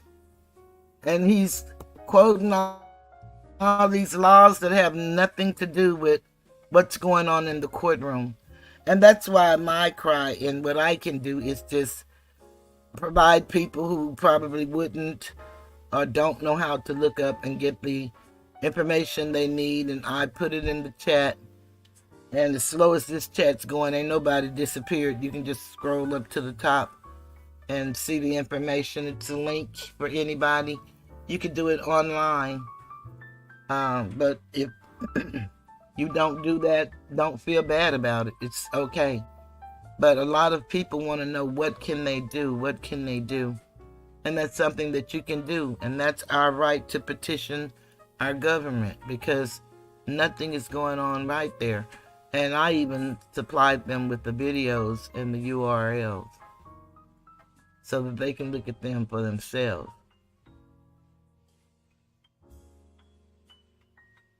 But that's just my opinion. So, unless anybody has some questions, we did real good. And we're gonna get ready to call it a night. If anybody get a chance, check out that Juneteenth video. It's a pretty good story. Very good. And unless somebody has some questions, I don't know much. I just know what I see on TV, and I go into different people. I go into different people chats, and so I hear what they say. And the only difference is I just, like to stick as close to the truth as I possibly can. I don't know everything, but that I've watched and seen and heard in my own eyes, I can, vouch for that. But like I said, a lot of people's stuff is entertaining, but these guys are really, they're really getting mistreated. A true railroad, we can see it. We say that they do this to us, they plant stuff and they do. These people are actually doing it, and they look just like them. And if those women are mothers, they look like their children if they have sons. Unless, their children are mixed. But as a mother, and I know you can't put your feelings in it, but, you just should morally want to do the right thing. Just because it's the right thing to do. But that doesn't seem to happen everywhere and with everybody.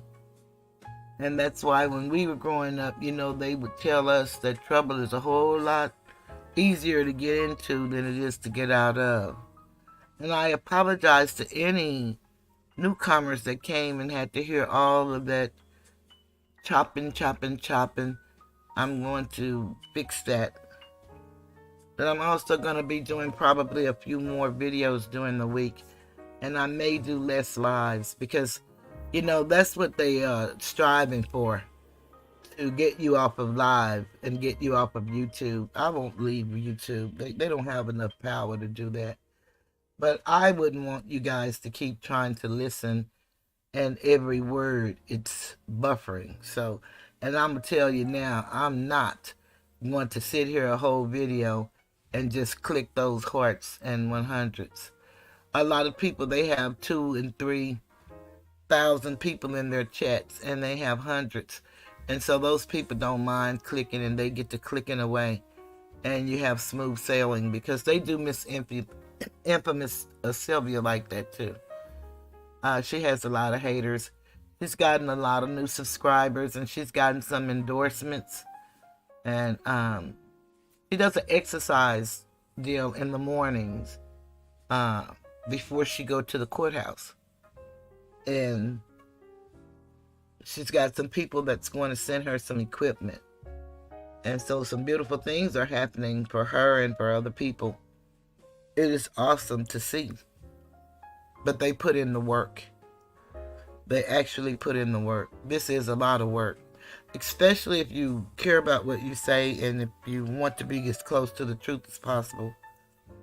And then a lot of these people, also with the numbers that they also have staff, editors, and some have writers and producers. And all they have to do is do their thing. And I have me. And all I'm going to do is what I do. And I'm going to continue to do it that way. But I do not want it chop, chop, chop, chop, chop. No, I don't want that. And as many times as the person came in my chat, then he had the little strike team. And all they do is false strike you. You know, so it's sad, but it's a lot of hurting people that come to this platform. And they have been used to finagling and finessing people. And I think they really thought that I was one of those people. Never in whatever room I enter am I intimidated by anyone. I am not desperate for nothing. Would love to be smaller, but I ain't gonna do nothing to make that happen because I was once smaller. I'm 65. If a pound go, a pound go. If a pound come, a pound come. As long as I have life until I don't, I am fine. I don't bother nobody, and I will not allow them to bother me. I live a very simple life. And I have lived life to the fullest, you know. So it is well with me. I would love to see more people get more knowledge. And I would like to see cash apps. And I would like to see super chats. If that doesn't happen, that's okay. When I came here, it took me over a year and a half. Astor got his channel. He was there and getting super chats and members in 5 months. And I had few members, but a lot of them have gone by the wayside, and that's fine too, because some of them have been with me for 18 and 20 months when I first started. So I can't complain about anything. I really can't. But I am going to figure out about getting this Ethernet so that maybe I won't have all of that buffering, because that's horrible. And so the only thing I can do about that is keep doing what I do. Somebody will look at it and they'll listen to it or they won't. But you guys have stayed, at least 7 people, and I'm truly grateful for that. And if there's anything else y'all want to see before I go, let me know, because I'm going to get ready. I actually got through all of my material. We want to again congratulate Miss Mo Ivory and Miss L.A. Pink and Miss Pink is Mrs. Pink, for the hard work that they've done to get her elected. The halls with balls that caused $1.2 million to the taxpayers for sexual harassment complaints, lawsuits, she's gone. She's out. So she'll be there until her time runs out, but she knows now, tonight, that she is gone. And so you'll see others get ticked off of that sheet, because people are waking up, but people need help. And that's why I don't mind spending my time talking about Fulton County. It's for the people, for the voiceless, the friendless, those who want to and don't know how or don't have a platform, and those who don't want to, who just think everything is status quo. But that's how you affect change, is you get people to participate, and they participate in the manner in which they can participate. And then some people don't want to change. They want things exactly the way they are. And there's nothing we can do about that. It was a sad story, and I shared this the other day. A young lady is unalived because she had a relationship with an inmate. And that was really sad. But the question becomes, How did he get a weapon of that magnitude inside of the prison? So I may do a story or two on that and things of that nature. I'm going to just start doing real life crime. And if it's some stories that's going on in your city and they're not promoting it, you can let me know in the comments, and I can take a look at it and I can do a video about it.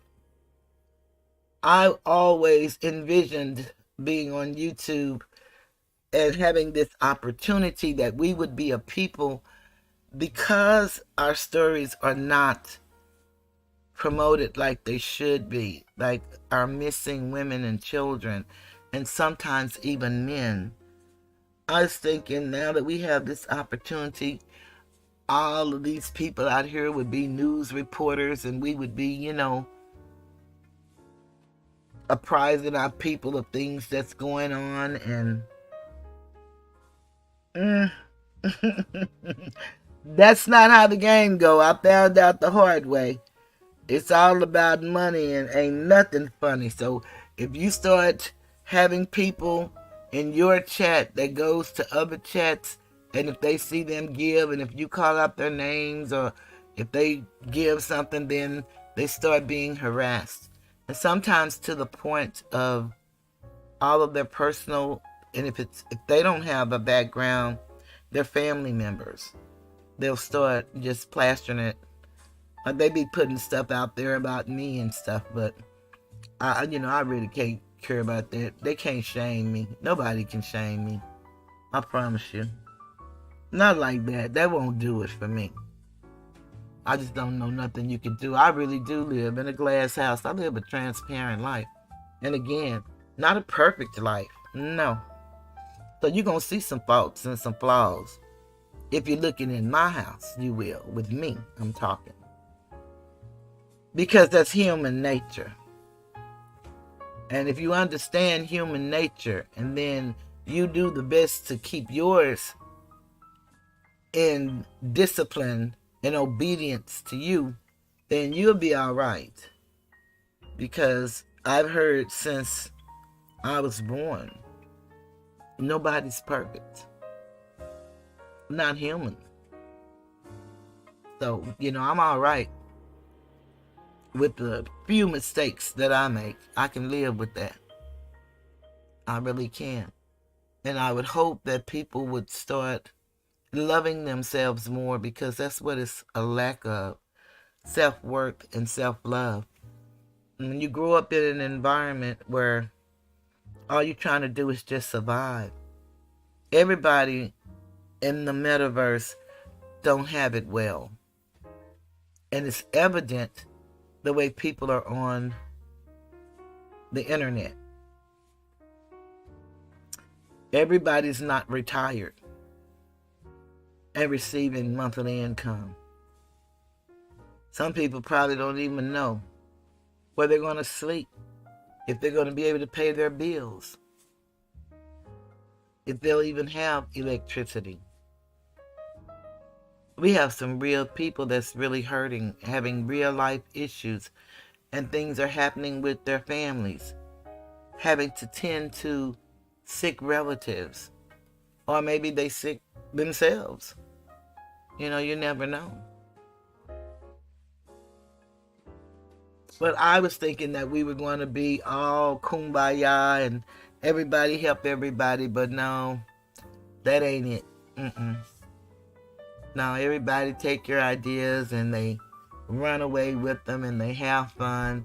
They may give you credit. Most of the time they don't. And I just believe it's enough sky out here for every star to shine. So I don't mind giving people credit, because I'm not going to do all the stuff that they do. So I could never envy what they do, because I ain't going to do it. And that would just be stone crazy of me. But since nobody has put anything in there and it's nothing else they want to see, I would suggest that y'all go and look at the hearing if y'all didn't look at it, and how the judge was so arrogant and I would suggest that y'all look at some of those people I told y'all about. Eban Films, Sadie Nash, Infamous Sylvia, Melanie, as well as I'm Not a Lawyer But an Attorney Danielle. I didn't get to play her. She's real good. I like her. Liquid Concrete, excellent. She was putting out a lot for a minute and then she stopped for a minute, so she goes in and out. But when she put them out there, you better believe she knocks them out the box. And go and support L.A. Pink and on her street groomers. She doesn't post a lot because she's really out there in the streets. She's like Mo3 said, she's really outside. And I'm trying to think. Always check out Asatar. He's in, this sector. Uncle Suge. He's been doing some different stuff. He's been having fun with Kwame every now and then, but he's got a garden and it's absolutely beautiful. He has a watermelon. He has almost 3 watermelons. And his plants, he said he was going to be able probably to pick him some potatoes out of his garden.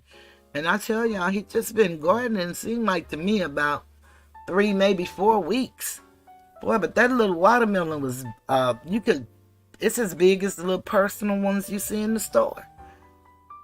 So he's doing real well with his gardening. And he said he's going to do a little bit more of that. He's doing different things. He did the fight, I believe, and the game and stuff like that.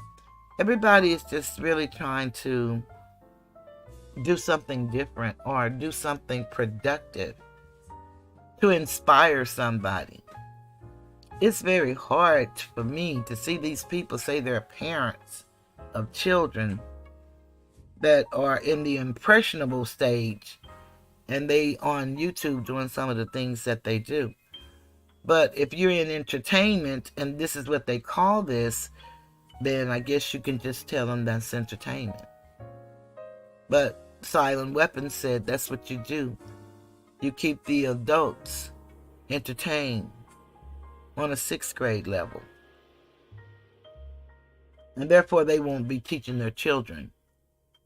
And a lot of people think because they're present that they're there for their children. But if you're not present in mind, conversation, action, just because you're physically there doesn't mean you're present.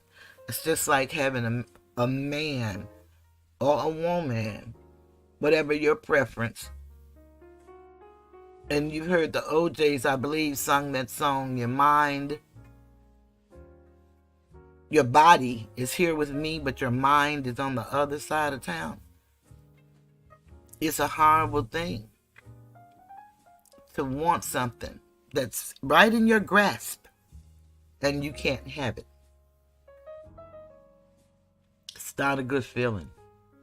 And it works at your self-worth and your self-esteem. And it doesn't matter the number of your age. It's just like when Miss Hilton asked Woody, I knew it was something wrong when the first question she asked him was, you want to be here today? And she said it so fast. You want to be here today? Whether he want to be there or not, he said, I'm here. Do you mind if I ask you some questions? What choice does he have? He's on the witness stand. So I knew all of that. And maybe she's uncomfortable going this far, because they have not just started doing this type of behavior. But maybe she's uncomfortable going this far. And then she asked him, what was his age?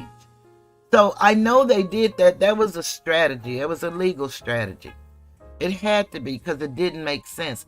She didn't ask anybody else those questions when they started off. She did ask them similar questions, but I don't think they were the exact same questions.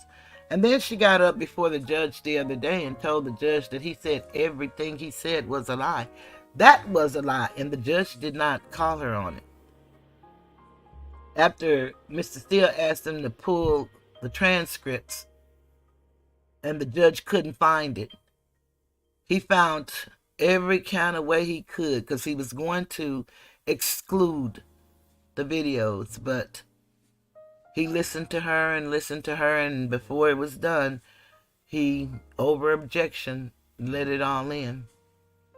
So it's so unfair, and he keeps telling the lawyers that the whole world are looking at you all, but they're looking at the behavior of your prosecutors, and he keeps calling us we, and you're the referee. You're not a part of the DA's office. So I don't know what that's about.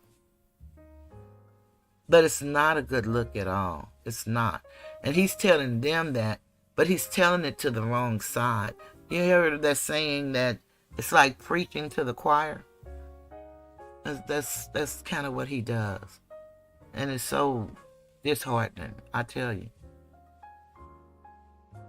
Knowing what we go through every day, even himself, because unless they know him, he's just another one. He's nobody special.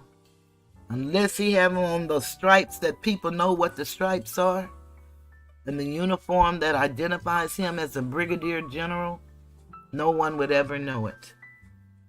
And he makes the army look real bad. Real bad.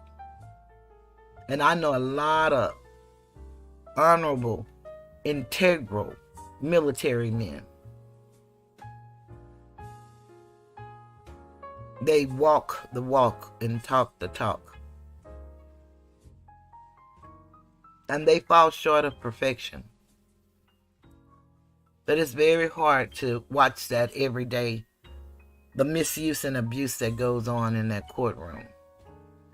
And then all of the breaks and the short days. And then to think about the jurors who's only getting $25 a day.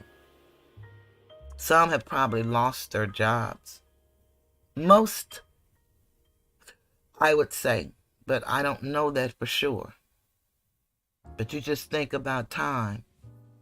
They've been gone away from their jobs, for those who had jobs, for over 18 months. And those who didn't have a job, this is still not a job. It's just more than what they had, and I'm sure they're grateful. But I'm still sure that it can't pay rent anywhere. Can't pay a car note $25 a day is what they're getting. So that's $125 a week. And maybe, well, he did fix it where they could get paid for even all of these times that they're taking off and he's giving off. They were off today, of course, because of the holiday. They're going to be in tomorrow, but I think they're going to be off Friday. And then they have days scheduled to be off in July. And it's quite a bit. And to me, that's just a part of just laundering money. They're just pillaging off of the millions that they don't have to give an account for. And that's the sad thing. But on that note, because I finished before 4 hours today, I'm going to get ready to leave the Tiger's Den. And again, check out the Juneteenth video if you get an opportunity. And if you can't look at this entire video, just go back and listen to it play by play. Hit a like, share it with someone, and leave a comment, even if you just do an emoji. It really helps. Those engagement things are what help us with YouTube. Not how many numbers you have, but interaction, engagement. That's what keeps us going. Or gets us out into the YouTube streets. So, on that note, I'm going to get ready to leave the Tiger's Den. And everybody have a beautiful night. Until I see you again. Hope to see you Sunday. 8:30 p.m. Central Standard Time. Goodbye.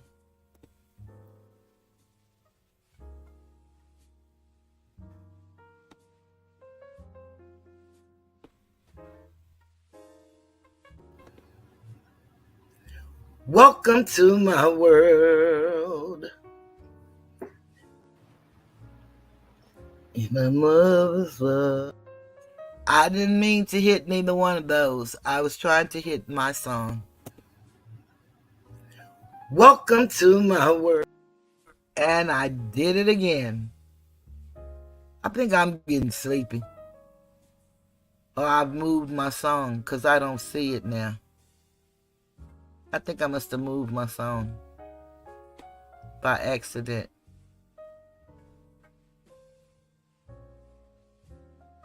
Isn't that something? Yeah, I moved it way up here at the top.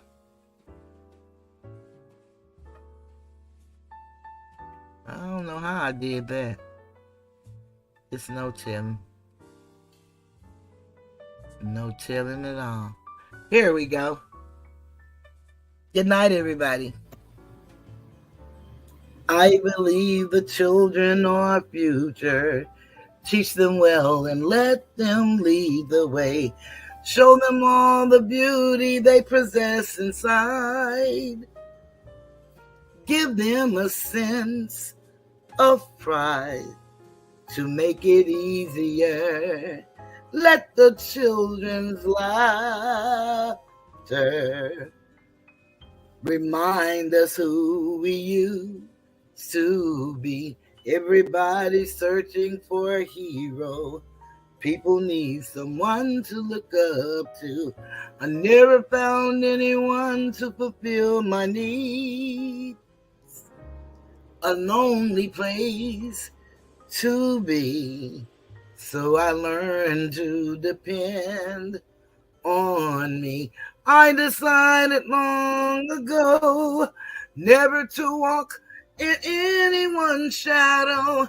If I failed, if I succeed, at least I'll live as I believe.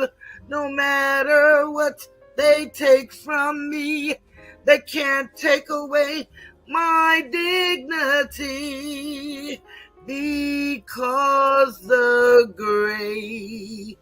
greatest love of all is happening to me.